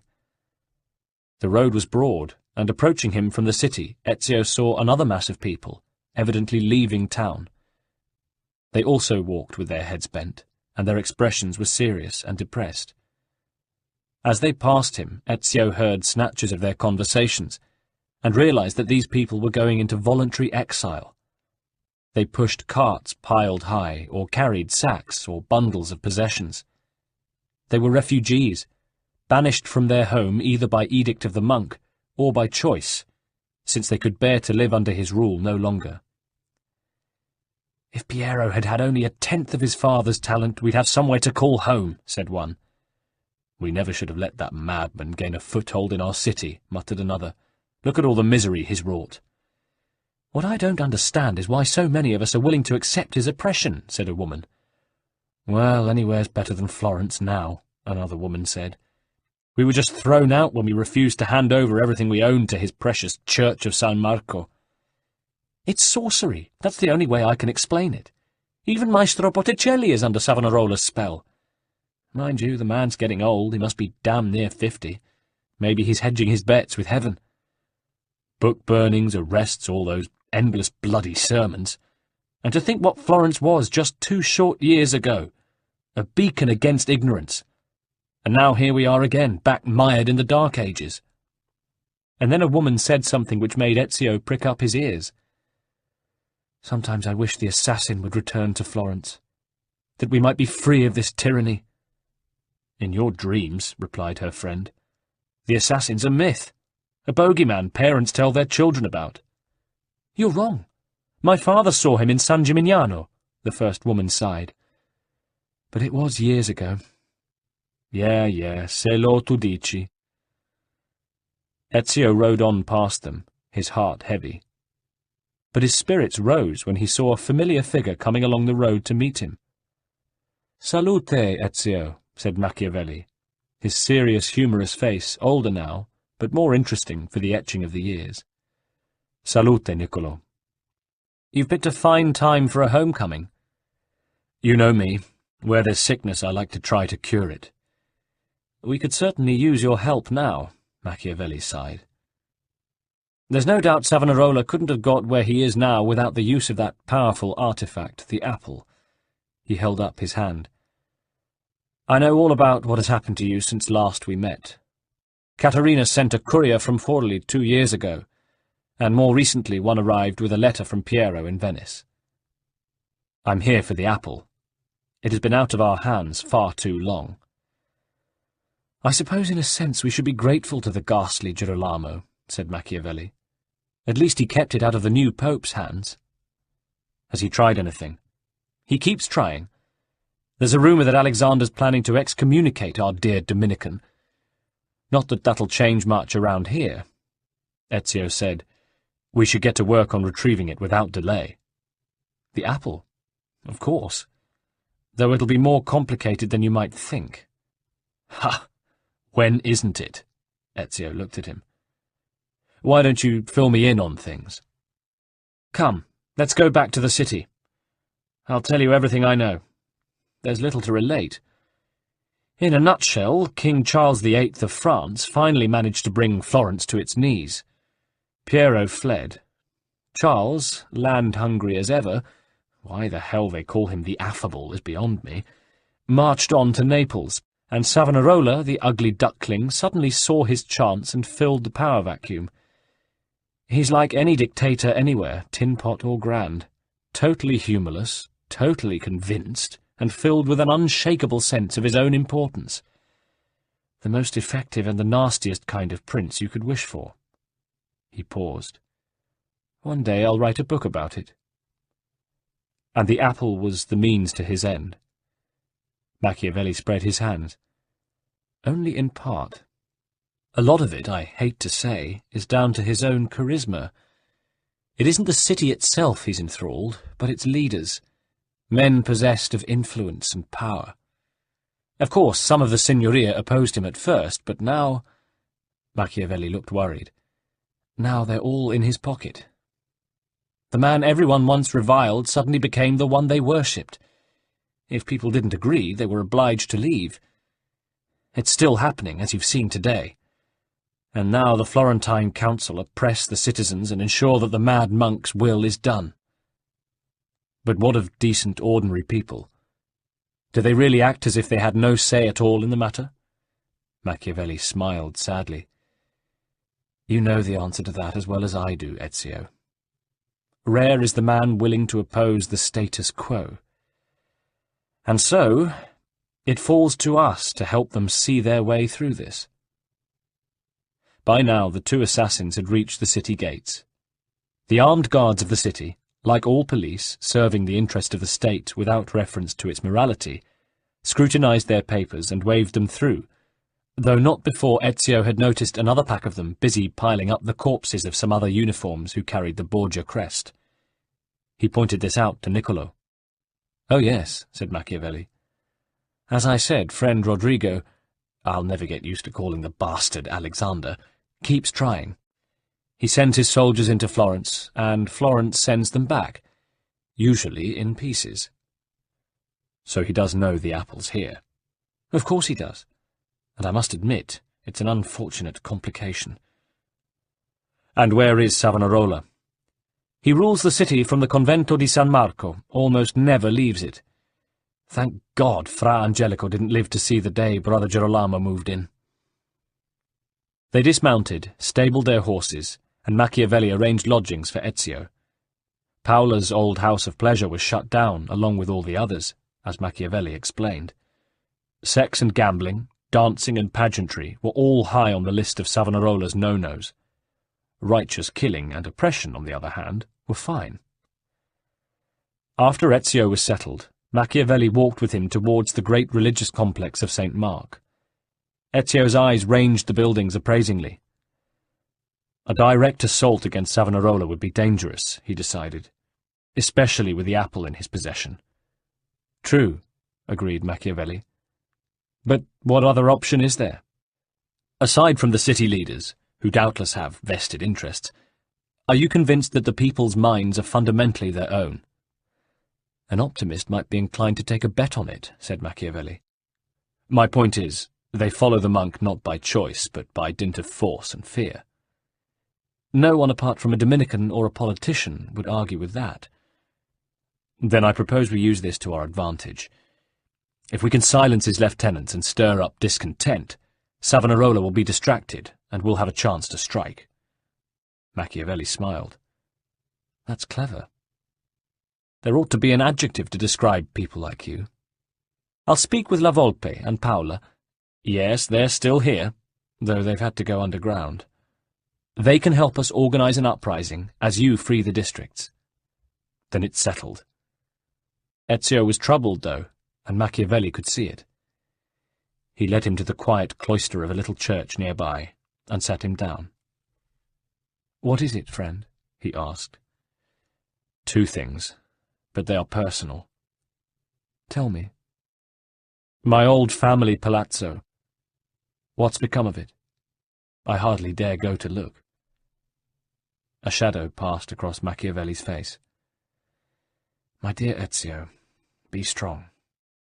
"Your palazzo stands, but Lorenzo's ability to protect it lasted only as long as his own power, his own life. Piero tried to follow his father's example, but after he was kicked out by the French, the Palazzo Auditore was requisitioned and used as a billet for Charles's Swiss mercenaries. After they had moved south, Savonarola's men stripped it of everything that was left in it and closed the place down. Have courage. One day you will restore it. And Annetta? She escaped, thank God, and joined your mother at Monteriggioni. That, at least, is something. After a silence, Machiavelli asked, "And what is the second thing?" Ezio whispered, "Christina." "You ask me to tell you hard things, amico mio." Machiavelli frowned. "But you must know the truth." He paused. "My friend, she is dead." Manfredo would not leave as many of their friends left after the twin plagues of the French and Savonarola. He was convinced that Piero would organize a counter-offensive and get the city back. But there was an horrific night, soon after the monk came to power, when all those who would not voluntarily commit their belongings to the bonfires of the vanities which the monk organized to burn and destroy all luxurious and worldly things, had their houses ransacked and put to the torch. Ezio listened, making himself stay calm, though his heart was bursting.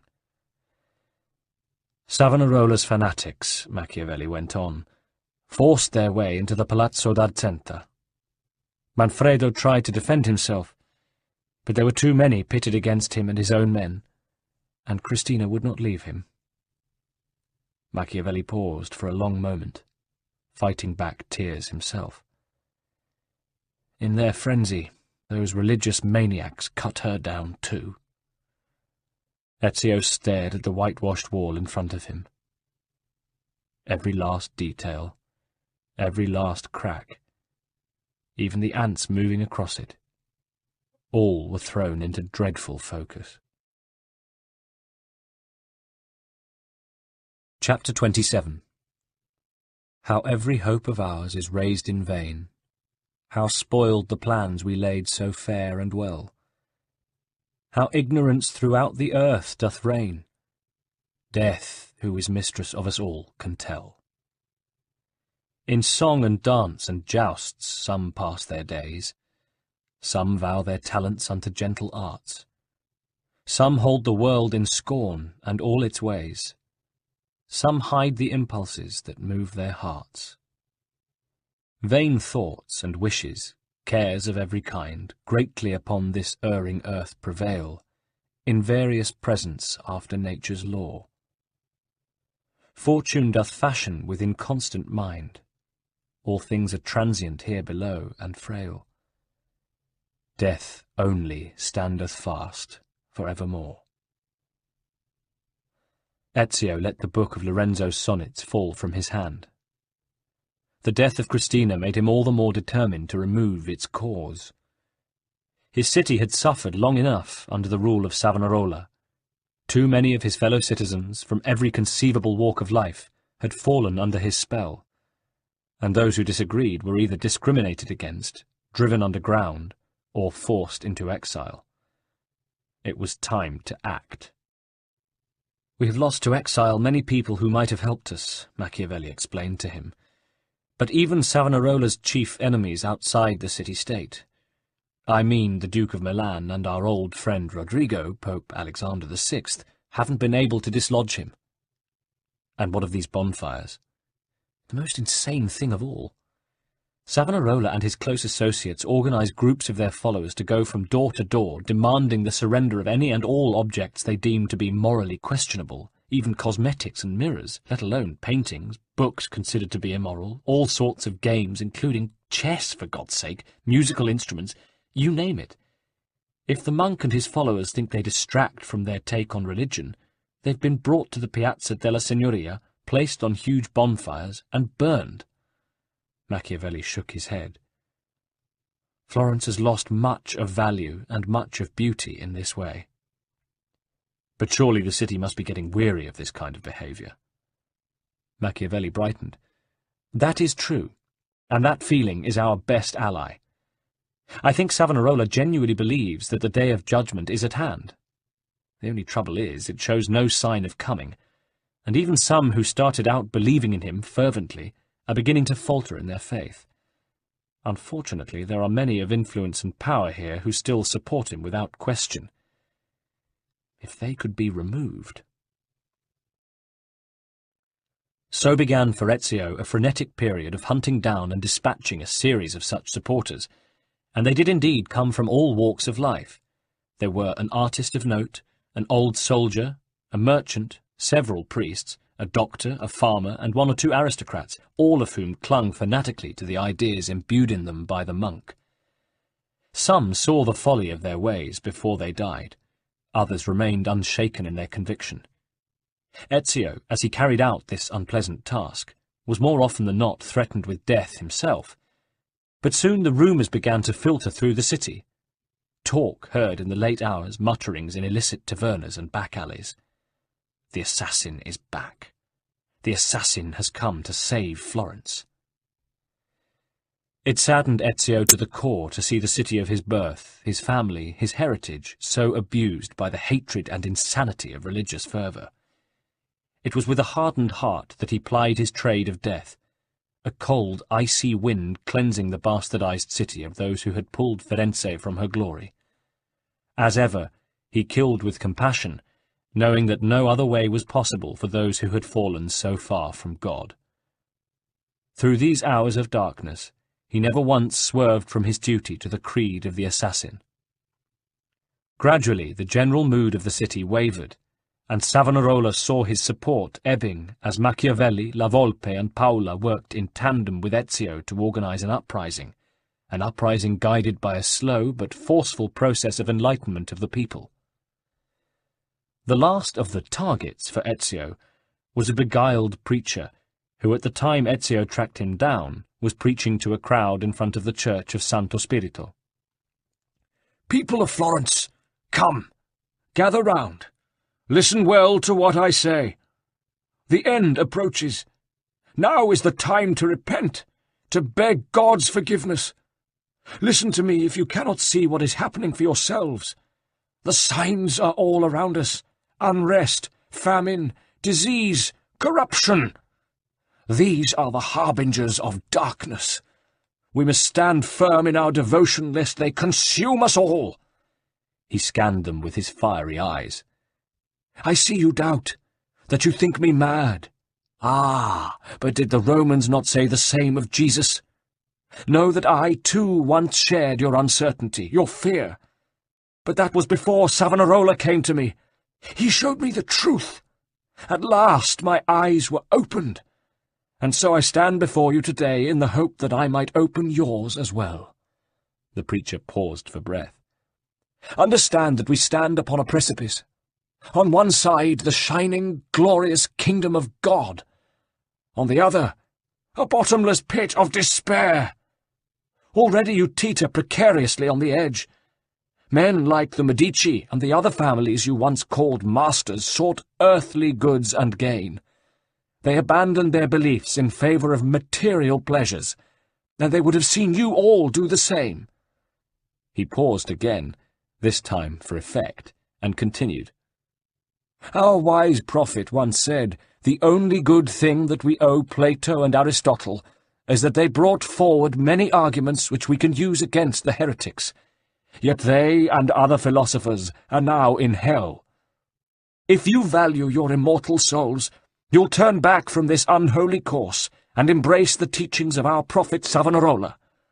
Then you will sanctify your bodies and spirits. You will discover the glory of God. You will at last become what our Creator intended, loyal and obedient servants.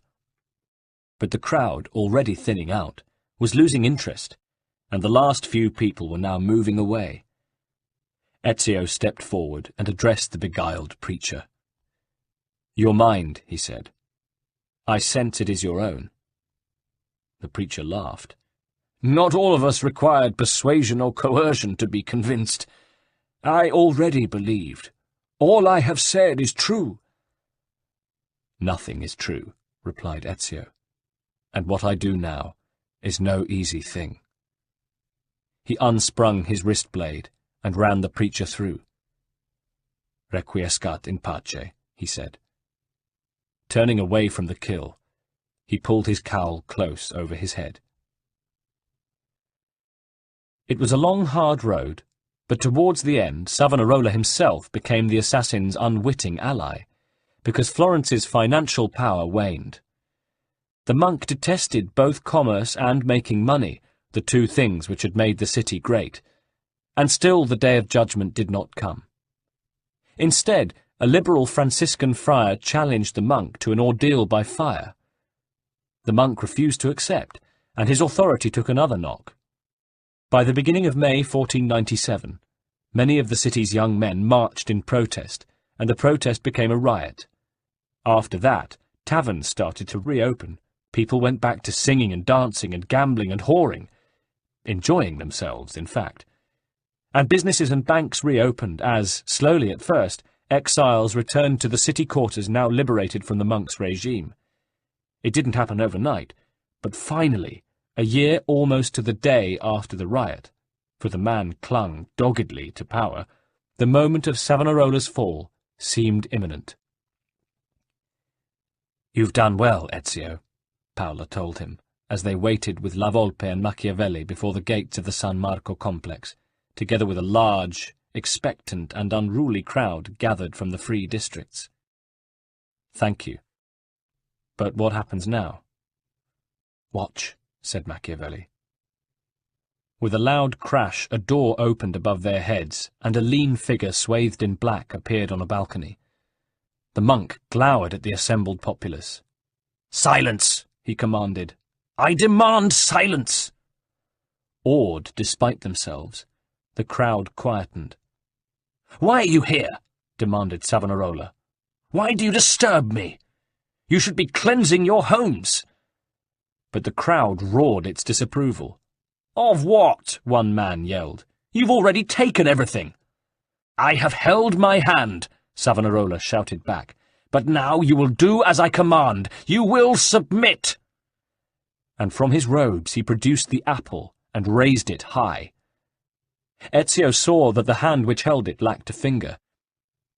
Instantly, the apple started to glow, and the crowd fell back, gasping.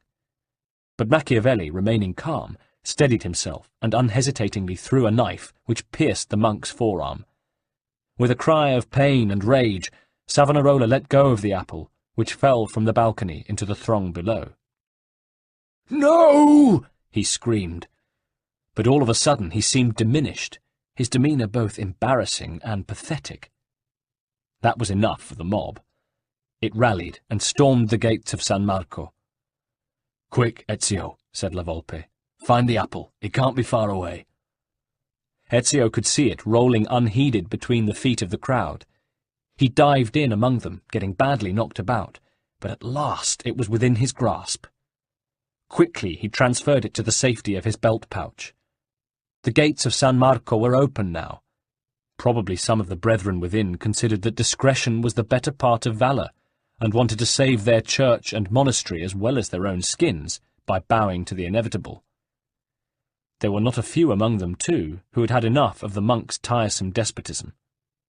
The crowd surged through the gates to re-emerge some minutes later, bearing Savonarola, kicking and screaming on their shoulders. "Take him to the Palazzo della Signoria," commanded Machiavelli. "Let him be tried there." "Idiots! Blasphemers!" yelled Savonarola. "God bears witness to this sacrilege. How dare you handle his prophet in this way?"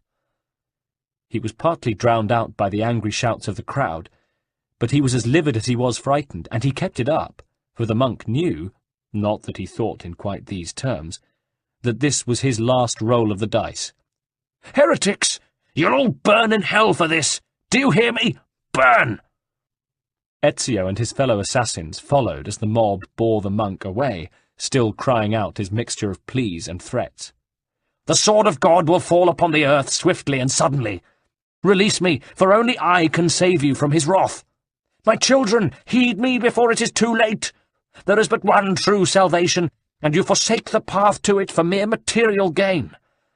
If you do not bow again to me, all Florence shall know the anger of the Lord, and this city will fall like Sodom and Gomorrah, for he will know the depth of your betrayal. Aiutami Dio! I am brought down by 10,000 Judases!" Ezio was close enough to hear one of the citizens carrying the monk say, "Oh, enough of your lies. You've been pouring out nothing but misery and hatred since you first walked among us." "God may be in your head, monk," said another, "but he is far from your heart." They were approaching the Piazza della Signoria now, and others in the crowd took up the triumphant cry. "We have suffered enough. We shall be free people once more. Soon the light of life will return to our city. We must punish the traitor. He is the true heretic. He twisted the word of God to suit himself," a woman shouted. "The yoke of religious tyranny is broken at last," another exclaimed. "Savonarola will at last be punished." "The truth illuminates us, and fear has fled," yelled a third. "Your words hold sway here no more, monk." "You claim to be his prophet, but your words were dark and cruel." "You called us puppets of the devil." "I think perhaps the true puppet was you." Ezio and his friends had no need to intercede further. The machinery they had set in motion would do the rest of their work for them.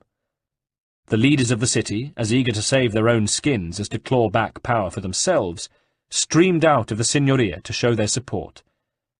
A stage was erected, and on it a huge stack of kindling and wood was raised around 3 stakes, while Savonarola and his 2 most ardent lieutenants were dragged into the Signoria for a brief and savage trial.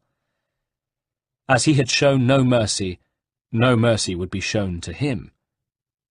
Soon they reappeared in shackles, were led to the stakes, and bound to them. "O Lord my God, pity me," Savonarola was heard to plead. "Deliver me from evil's embrace.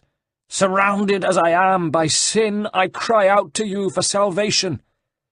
"You wanted to burn me," a man jeered. "Now the tables are turned." The executioners put torches into the wood around the stakes. Ezio watched, his mind on his kinsmen who had met their end so many years ago at this selfsame place. "In felix ego," prayed Savonarola, in a loud voice filled with pain as the fire began to take. "Omnium auxilio destitutus. I have broken the laws of heaven and earth. Which way can I turn? Whom can I run to? Who will take pity on me? I dare not look up to heaven, as I have sinned grievously against it. I can find no refuge on earth, as I have been a scandal to it also." Ezio approached, getting as close as he could. "Despite the grief he has occasioned me, no man, even this one, deserves to die in such pain," he thought. He extracted his loaded pistola from his satchel and attached it to his right arm mechanism. At that moment, Savonarola noticed him and stared, half in fear and half in hope. "It's you," he said, raising his voice above the roar of the fire. But in essence the two communicated by an interconnection of their minds. "I knew this day would come. Brother, please show me the pity I did not show you. I left you to the mercy of wolves and dogs." Ezio raised his arm. "Farewell, Padre," he said, and fired. In the pandemonium around the blaze, his movement and the noise the gun made went unnoticed. Savonarola's head sank onto his chest. "Go now in peace, that you may be judged by your God," said Ezio quietly. "Requiescat in pace." He glanced at the two lieutenant monks, Domenico and Silvestro, but they were already dead, their burst guts spewed out on the hissing fire. The stench of burnt meat was heavy in everyone's nostrils. The crowd was beginning to calm down. Soon there was little noise other than the crackling of the flames as they finished their work. Ezio stepped away from the pyres. Standing at a short distance, he saw Machiavelli, Paola, and La Volpe watching him. Machiavelli caught his eye and made a small gesture of encouragement. Ezio knew what he had to do. He mounted the stage at the far end from the bonfires, and all eyes turned to him. "Citizens of Florence," he said in a clarion voice, 22 years ago, I stood where I stand now, and watched my loved ones die, betrayed by those I had counted friends. Vengeance clouded my mind. It would have consumed me had it not been for the wisdom of a few strangers who taught me to look beyond my instincts. They never preached answers, but guided me to learn from myself. Ezio saw that his fellow assassins had now been joined by Uncle Mario, who smiled and raised a hand in salute. "My friends," he continued, "we don't need anyone to tell us what to do. Not Savonarola, not the Pazzi, not even the Medici. We are free to follow our own path." He paused. "There are those who would take that freedom from us, and too many of you, too many of us, alas, gladly give it. But we have it within our power to choose whatever we deem true, and it is the exercise of that power which makes us human. There is no book or teacher to give us the answers, to show us a path. So, choose your own way.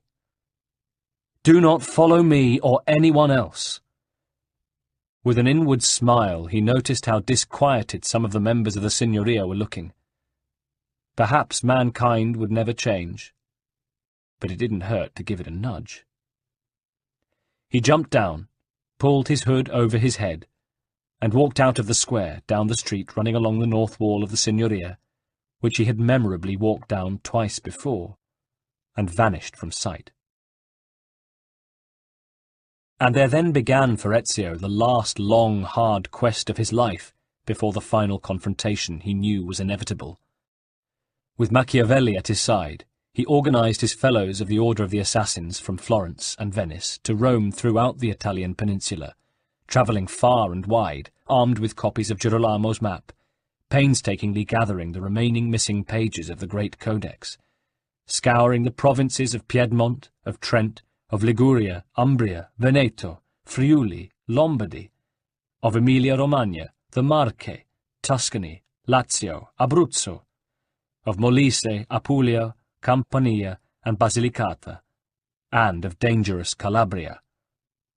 They spent perhaps too much time in Capri, and crossed the Tyrrhenian Sea to the land of kidnappers, Sardinia, and wicked gangsterized Sicily. They visited kings and courted dukes. They battled those Templars they encountered on the same mission. But in the end, they triumphed. They reassembled at Monteriggioni. It had taken 5 long years, and Alexander VI, Rodrigo Borgia, old now but still strong, remained Pope in Rome. The power of the Templars, though diminished, still posed a grave threat. Much remained to be done. Chapter 28. One morning early in August 1503, Ezio, a man now of 44, his temples streaked with grey but his beard still dark chestnut, was bidden by his uncle to join him and the rest of the company of assassins there assembled in his study at his castle of Monteriggioni. Paola, Machiavelli, and La Volpe had been joined by Theodora, Antonio, and Bartolomeo. "It is time, Ezio," said Mario solemnly. "We hold the apple, and now all the missing codex pages are collected here together. Let us now finish what you and my brother, your father, started so long ago. Perhaps we can at long last make sense of the prophecy buried within the codex, and finally break the inexorable power of the Templars forever." "Then, uncle, we should begin by locating the vault. The codex pages you have reassembled should lead us to it." Mario swung back the bookcase to reveal the wall on which the codex, now in its entirety, hung. Near it, on a pedestal, stood the apple. "This is how the pages relate to one another," said Mario, as they all took in the complex design. "It appears to show a map of the world, but a world bigger than we know, with continents to the west and south which we are unaware of. Yet I am convinced they exist." "There are other elements," said Machiavelli. "Here on the left you can see the traced outline of what can only be a crozier, indeed what may be a papal staff. On the right is clearly a depiction of the apple. In the middle of the pages we can now see a dozen dots marked in a pattern whose significance is as yet mysterious." As he spoke, the apple began to glow of its own accord, and finally flashed blindingly, illuminating the codex pages, and seeming to embrace them. Then it resumed its dull, neutral state. "Why did it do that, at that precise moment?" asked Ezio, wishing Leonardo had been there to explain, or at least deduce. He was trying to remember what his friend had said about the singular properties of this curious machine, though Ezio didn't know what it was. It seemed to be as much living thing as mechanism. But some instinct told him to trust in it. "Another mystery to unravel," said La Volpe. "How can this be possible?" asked Paola. "Undiscovered continents." "Perhaps continents waiting to be rediscovered," suggested Ezio, but his tone was one of awe. "How can this be?" said Theodora. Machiavelli replied, "Perhaps the vault holds the answer." "Can we see where it is located now?" asked the ever-practical Antonio. "Let's look," said Ezio, examining the codex. "If we trace lines between these dots," he did so, "they converge, see? On a single location." He stepped back. "No, it cannot be. The vault! It looks as if the vault is in Rome." He looked round the assembled company, and they read his next thought. "It explains why Rodrigo was so anxious to become pope," said Mario. 11 years he's ruled the Holy See, but he still lacks the means to crack its darkest secret, though he clearly must know he's at the spot itself." "Of course," said Machiavelli. "In a sense, you have to admire him. He's not only managed to locate the vault, but by becoming Pope, he has control of the staff." "The staff?" said Theodora. Mario spoke. "The Codex always mentioned 2 pieces of Eden, that is, 2 keys. It can mean nothing else. One," he turned his eyes to it, "is the apple." "And the other is the papal staff," cried Ezio in realization. "The papal staff is the 2nd piece of Eden." "Precisely," said Machiavelli. "My God, you're right," Uncle Mario barked. He suddenly became grave. "For years, for decades, we have sought these answers." "And now we have them," added Paula. "But so too might the Spaniard," put in Antonio. "We don't know that there aren't copies of the Codex. We don't know that even if his own collection is incomplete, he nevertheless has enough information to—" He broke off. "And if he does, if he finds a way into the vault," he dropped his voice, "its contents will make the apple seem a trifling thing."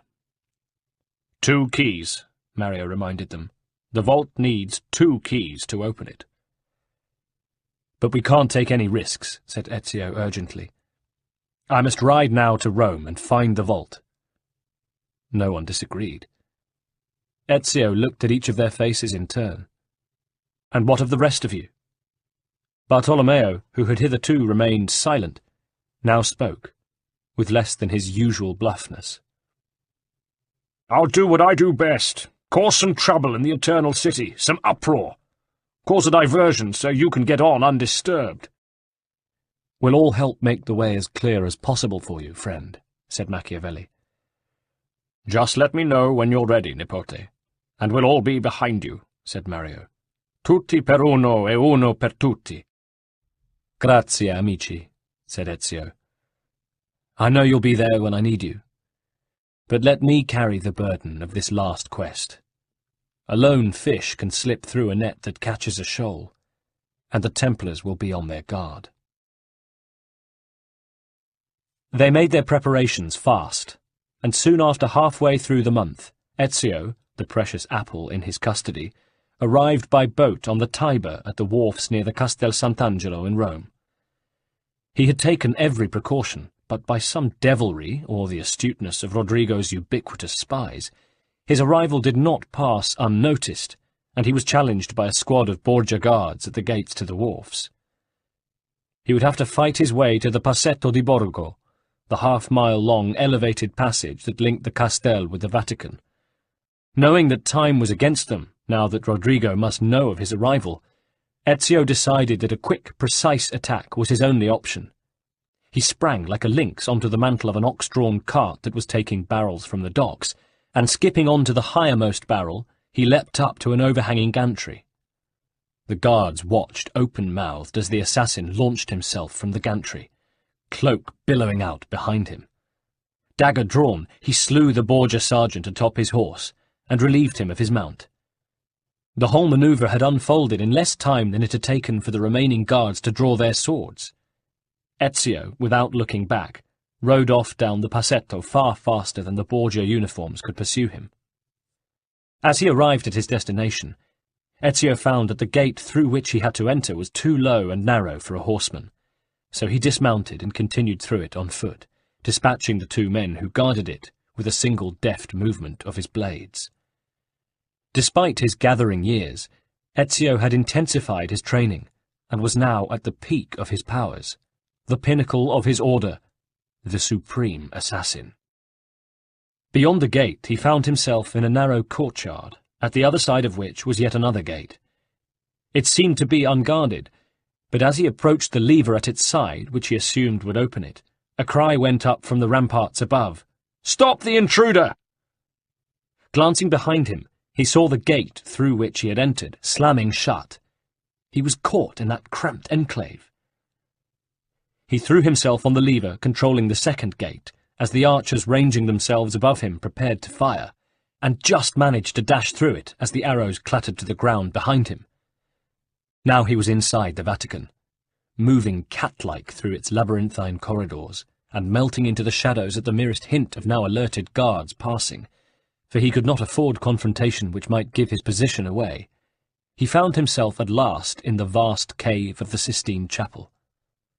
Baccio Pontelli's masterpiece, built for the assassin's old enemy Pope Sixtus IV, and completed 20 years earlier, loomed around and above him, the many candles lit at this time just penetrating the gloom.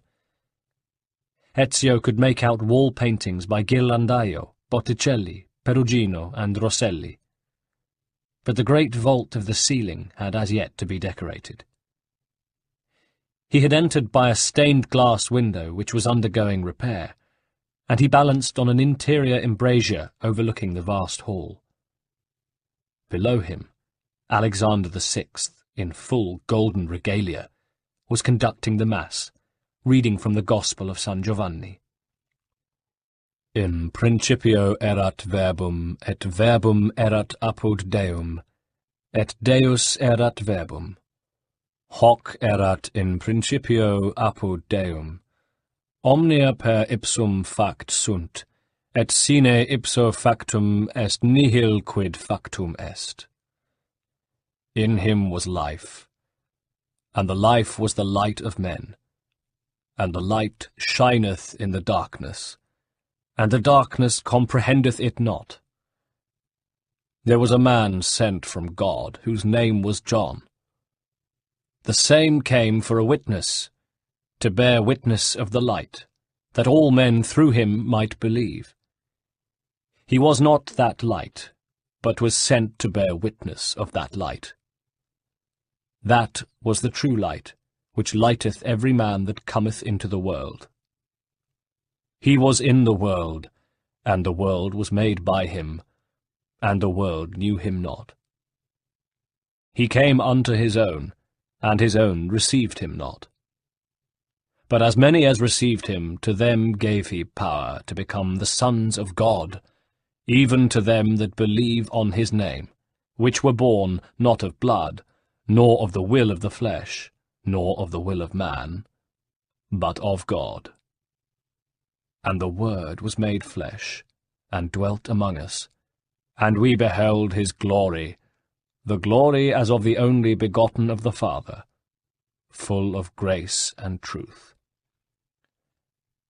Ezio watched until the service came to its conclusion, and the congregation began filing out, leaving the Pope alone with his cardinals and attendant priests.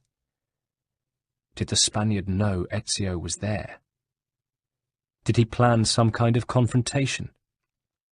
Ezio did not know, but he could see that here was a golden opportunity to rid the world of this most menacing Templar. Bracing himself, he threw himself outwards and downwards off the embrasure to land close to the Pope in a perfect crouch, springing up immediately, before the man or his attendants could have time to react or call out, and driving his spring blade hard and deep into Alexander's swollen body. The Pope sank soundlessly to the ground at Ezio's feet, and lay still. Ezio stood over him, breathing hard. I thought I was beyond this. I thought I could rise above vengeance, but I can't. I'm just a man. I've waited too long, lost too much, and you are a canker in the world that should be cut out for everyone's good. Requiescat in pace, sfortunato. He turned to go, but then a peculiar thing happened. The Spaniard's hand curled round the staff he had been holding. Immediately it began to glow with a brilliant white light, and as it did so, the whole great cavern of a chapel seemed to whirl round and round, and the Spaniard's cold cobalt eyes snapped open. "I'm not quite ready to rest in peace, you pitiful wretch," said the Spaniard. There was a mighty flash of light, and the attendant priests and cardinals, together with those members of the congregation who were still inside the chapel, collapsed, crying out in pain, as curious thin beams of translucent light, smoke-like in the way they curled, emerged from their bodies and travelled into the glowing staff which the Pope, now standing, held in a grip of steel. Ezio ran at him, but the Spaniard shouted, "No, you don't, assassin," and swung the staff at him. It crackled in a strange way, like lightning, and Ezio felt himself thrown across the chapel, over the bodies of the moaning and writhing priests and people. Rodrigo Borgia rapped his staff briskly on the floor by the altar, and more smoke-like energy flowed into it and him from their hapless bodies. Ezio picked himself up and confronted his archenemy once more. "You are a demon," cried Rodrigo. "How is it that you can resist?" Then he lowered his eyes and saw that the pouch at Ezio's side, which still contained the apple, was glowing brightly. "I see," said Rodrigo, his eyes glowing like coals. "You have the apple. How convenient. Give it to me now." "Vai a farti fotere." Rodrigo laughed. "Such vulgarity. But always the fighter, just like your father. Well, rejoice, my child, for you will see him again soon." He swung his staff again, and the crozier's hook smashed against the scar on the back of Ezio's left hand. A shock thrilled through Ezio's veins, and he staggered back, but did not fall. "You will give it me," snarled Rodrigo, closing in. Ezio thought fast. He knew what the apple was capable of, and he had to take a risk now or die in the attempt. "As you wish," he replied.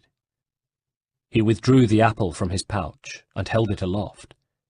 It flashed so powerfully that the entire lofty chapel seemed for a moment to be illuminated by bright sunlight, and when the gloom of the candlelight returned, Rodrigo saw 8 Ezios ranged before him.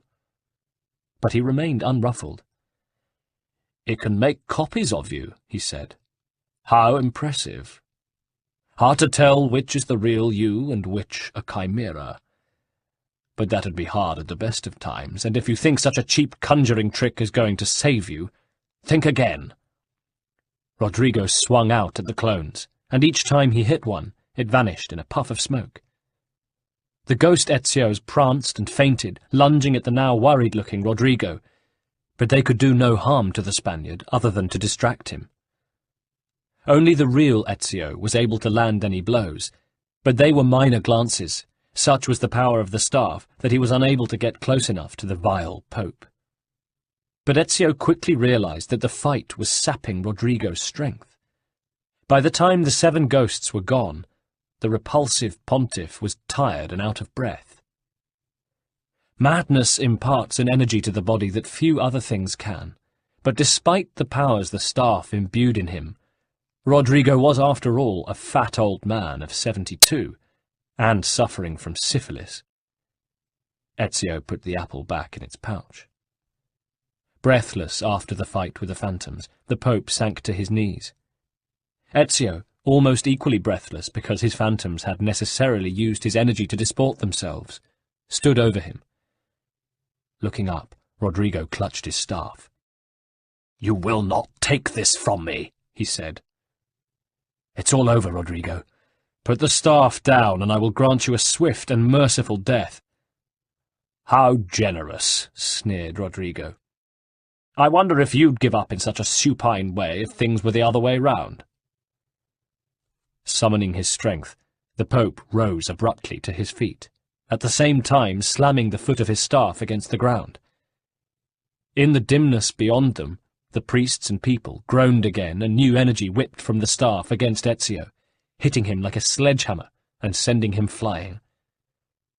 "How's that for starters?" said the Pope, with an evil grin. He walked over to where Ezio lay winded. Ezio started to take the apple out again, but too late, for Rodrigo crushed his hand with his boot, and the apple rolled away. The Borgia stooped to pick it up. "At last," he said, smiling. "And now, to deal with you." He held the apple up, and it glowed banefully. Ezio seemed as if frozen, trapped, for he was unable to move. The Pope leaned over him in fury, but then his expression calmed, seeing his adversary completely in his power. From his robes he drew a short sword, and, looking at his prostrate foe, stabbed him deliberately in the side, with a look of pity mingled with disdain. But the pain of the wound seemed to weaken the power of the apple. Ezio lay prone, but watched through a haze of pain as Rodrigo, thinking himself secure, turned and faced Botticelli's fresco of the Temptation of Christ.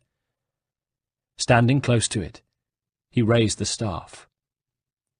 Cosmic energy arced out of it to embrace the fresco, a part of which swiveled open to reveal a secret door, through which Rodrigo passed after casting one last triumphant look back at his fallen enemy. Ezio watched helplessly as the door closed behind the Pope, and only had time to fix the location of the door before he passed out. He came to, he knew not how much later, but the candles were burnt low and the priests and people had vanished. He found that although he was lying in a pool of his own blood, the wound Rodrigo had delivered had cut into his side and touched no fatal organ.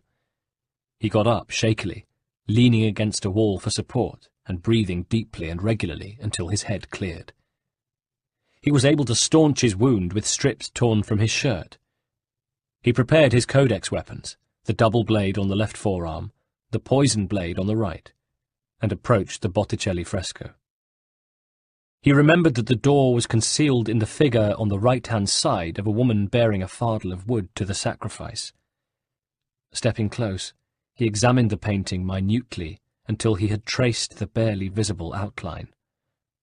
Then he looked carefully at the details of the painting both to the right and left of the woman. Near her feet was the figure of a child with an upraised right hand, and it was in the tips of the fingers of this hand that Ezio found the button that triggered the door. As it opened, he slipped through it, and wasn't surprised that it snapped shut behind him immediately. He would not think of retreating now in any case. He found himself in what looked like a catacomb corridor, but as he cautiously advanced, the rough walls and dirt floor gave way to smoothly dressed stone and a marble floor that would not have disgraced a palace, and the walls glowed with a pale, supernatural light. He was weak from his wound, but he forced himself onwards, fascinated and more awed than scared, though he was still on his guard, for he knew the Borgia had passed this way. At last the passageway opened into a large room. The walls were smooth as glass and glowed with the same blue iridescence he'd seen earlier, only here it was more intense. In the centre of the room was a pedestal, and on it rested, in holders clearly designed for them, the apple and the staff. The rear wall of the room was punctuated with hundreds of evenly spaced holes, and before it stood the Spaniard, desperately pushing and poking at the wall, oblivious of Ezio's arrival. "Open, damn you! Open!" he cried in frustration and rage. Ezio came forward. "It's over, Rodrigo," he said. "Give it up. It doesn't make sense anymore." Rodrigo spun round to face him. "No more tricks," said Ezio, releasing his own daggers and throwing them down. "No more ancient artifacts. No more weapons. Now, let's see what you're made of, Vecchio." A smile slowly suffused Rodrigo's debauched and broken face. "All right, if that's how you want to play it." He shook off his heavy outer robe and stood in his tunic and hose, a fat but compact and powerful body, over which little bolts of lightning raced, gained from the power of the staff. And he stepped forward and landed the first blow, a vicious uppercut to Ezio's jaw that sent him reeling. "Why couldn't your father leave well enough alone?" asked Rodrigo sorrowfully, as he raised his boot to kick Ezio hard in the gut. "He just had to keep pursuing it, though. And you're just like him. All you assassins are like mosquitoes to be swatted. I wish to God that idiot Alberti had been able to hang you along with your kinsman 27 years ago." "The evil resides not with us, but with you, the Templars," rejoined Ezio, spitting out a tooth. "You thought the people, ordinary decent folk, were yours to play with, to do with as you pleased. "But my dear fellow," said Rodrigo, getting a body blow in under Ezio's ribs, "that is what they are there for. Scum to be ruled and used. Always were, always will be."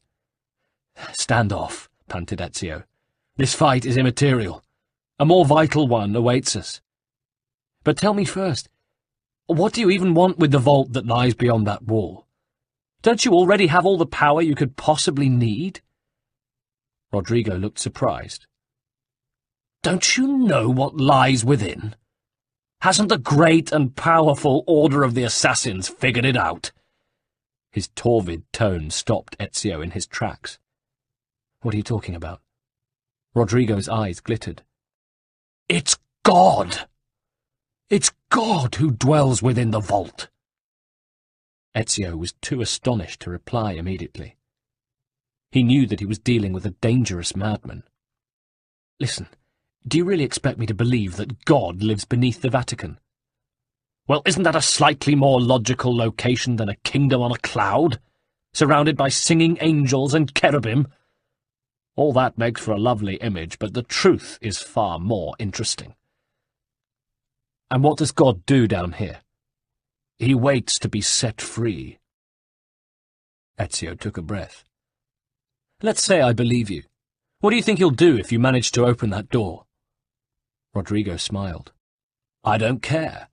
It certainly isn't his approval I'm after, just his power." "And do you think he'll give it up?" "Whatever lies behind that wall won't be able to resist the combined strength of the staff and the apple." Rodrigo paused. "They were made for felling gods, whatever religion they belong to." "But the Lord our God is meant to be all-knowing, all-powerful. Do you really think a couple of ancient relics can harm him?"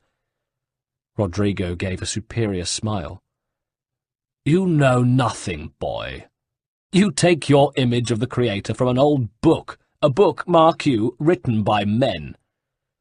"But you are the Pope. How can you dismiss Christianity's central text?"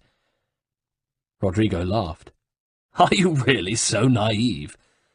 I became Pope because the position gave me access. It gave me power. Do you think I believed a single goddamned word of that ridiculous book?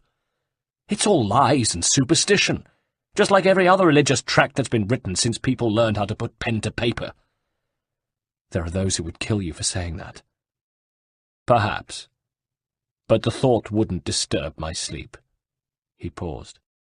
"Ezio, we Templars understand humanity, and that is why we hold it in such contempt." Ezio was speechless, but he continued to listen to the Pope's ranting. "When my work here is finished," Rodrigo went on, "I think my first order of business will be dismantling the Church, so that men and women may finally be forced to assume responsibility for their actions, and at last be properly judged." His face became beatific. "It will be a thing of beauty, the new Templar world, governed by reason and order." "How can you speak of reason and order," interrupted Ezio, "when your entire life has been governed by violence and immorality?" "Oh, I know I am an imperfect being, Ezio," simpered the Pope, "and I do not pretend otherwise. But you see, there is no prize awarded for morality. You take what you can get and hold on tight to it, by any means necessary. After all," he spread his hands, "you only live once." "If everyone lived by your code," said Ezio aghast, "the entire world would be consumed by madness." "Exactly. And as if it hadn't been already." Rodrigo jabbed a finger at him. "Did you sleep through your history lessons? Only a few hundred years ago or so, our ancestors lived in muck and mire, consumed with ignorance and religious fervour, jumping at shadows, afraid of everything. But we have long since emerged from that and become both wiser and stronger." Rodrigo laughed again. "What a pleasant dream you have! But look around you. You have lived the reality yourself, the bloodshed, the violence, the gulf between the rich and the poor, and that is only growing wider." He fixed his eyes on Ezio's. "There will never be parity. I've made my peace with that. You should too." "Never. The assassins will always fight for the betterment of humanity. It may ultimately be unattainable, a utopia, a heaven on earth, but with every day that the fight for it continues, we move forwards out of the swamp." Rodrigo sighed. "Sancta simplicitas. You'll forgive me if I've grown tired of waiting for humanity to wake up. I'm old, I've seen a lot, and now I've only so many years to live." A thought struck him, and he cackled evilly. Though who knows? Perhaps the vault will change that, eh? But suddenly the apple began to glow, brighter and brighter, until its light filled the room, blinding them. The Pope fell to his knees. Shielding his eyes, Ezio saw that the image of the map from the Codex was being projected on the wall, which was dotted with holes. He stepped forward and grasped the papal staff. "No!" cried Rodrigo, his claw-like hands futilely gripping the air. "You can't! You can't! It is my destiny! Mine! I am the prophet!" In a terrifying moment of clear truth, Ezio realized that his fellow assassins, so long ago in Venice, had seen what he himself had rejected. The prophet was indeed there in that room, and about to fulfill his destiny. He looked at Rodrigo, almost in pity. "You never were the prophet," he said. "You poor, deluded soul." The Pope sank back, old and gross and pathetic. Then he spoke with resignation. "The price of failure is death. Give me at least that dignity." Ezio looked at him and shook his head. "No, old fool. Killing you won't bring my father back, or Federico, or Petruccio, or any of the others who have died either opposing you or in your impotent service. And for myself, I am done with killing." He gazed into the Pope's eyes, and they seemed milky now, and afraid, and ancient. No longer the glittering gimlets of his foe. "Nothing is true," said Ezio. "Everything is permitted. It is time for you to find your own peace." He turned from Rodrigo and held the staff up to the wall, pressing its tip into a sequence of the holes spread across it, as the projected map showed him.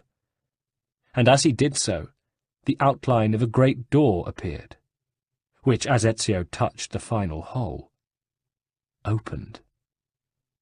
It revealed a broad passageway with glass walls inset with ancient sculptures in stone, marble, and bronze, and many chambers filled with sarcophagi, each marked with runic letters, which Ezio found himself able to read. They were the names of the ancient gods of Rome, but they were all firmly sealed. As he passed along the passageway, Ezio was struck by the unfamiliarity of the architecture and the decoration, which seemed to be a strange mixture of the very ancient, of the style of his own time, and of shapes and forms he did not recognize, but which his instinct suggested might belong to a distant future. Along the walls there were carved reliefs of ancient events, seeming not only to show the evolution of man, but the force which guided it. Many of the shapes depicted seemed human to Ezio, though in forms and clothing he could not recognize. And he saw other forms, and did not know if they were sculpted or painted, or part of the ether through which he passed.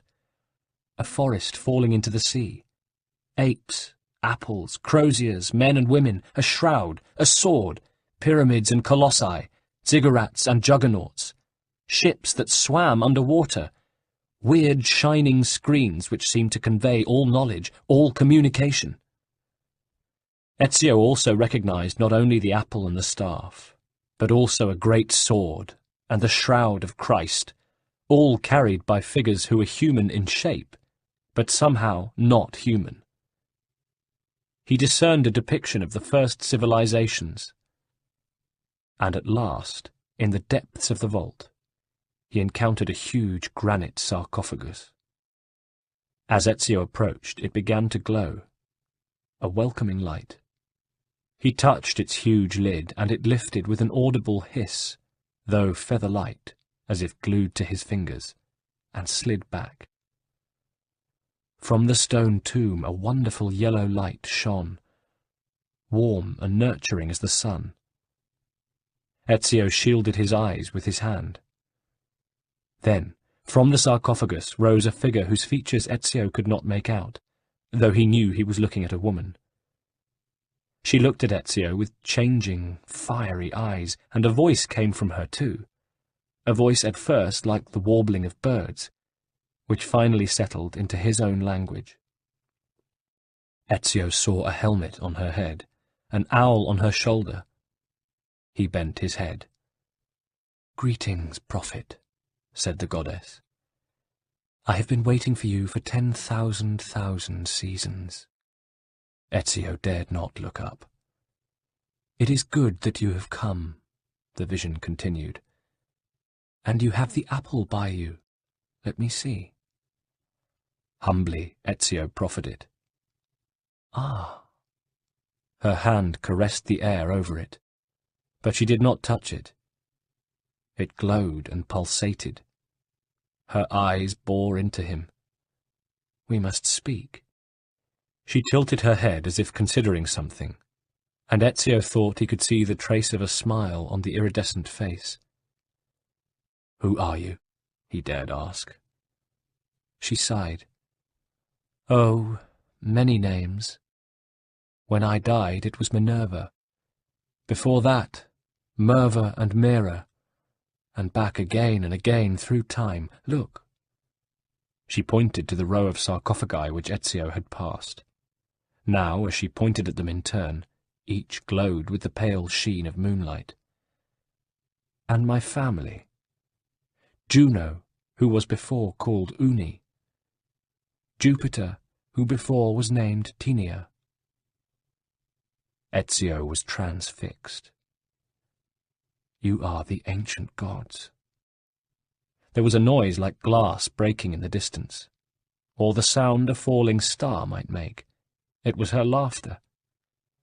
"No, not gods.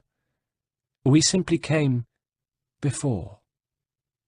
Even when we walked the world, your kind struggled to understand our existence. We were more advanced in time. Your minds were not yet ready for us." She paused. "And perhaps they still are not. Maybe they never will be.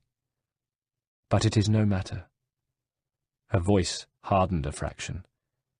"But although you may not comprehend us, you must comprehend our warning."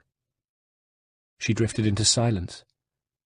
Into that silence Ezio said, "None of what you're saying makes sense to me." "My child, these words are not meant for you. They are meant for—" And she looked into the darkness beyond the vault, a darkness unbounded by walls or time itself. "What is it?" asked Ezio, humbled and frightened. "What are you talking about?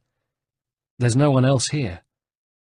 Minerva bowed down to him, close to him, and he felt a mother's warmth embrace all his weariness, all his pain. "I do not wish to speak with you, but through you. You are the prophet." She raised her arms above her, and the roof of the vault became the firmament. Minerva's glittering and insubstantial face bore an expression of infinite sadness. "You've played your part. You anchor him. But please be silent now, that we may commune." She looked sad. "Listen." Ezio could see all the sky and the stars, and hear their music. He could see the earth spinning as if he were looking down from space. He could make out continents even on them, a city or two. "When we were still flesh, and our home still whole, your kind betrayed us. We who made you. We who gave you life." She paused, and if a goddess can shed tears, she shed them. A vision of war appeared, and savage humans fought with handmade weapons against their former masters.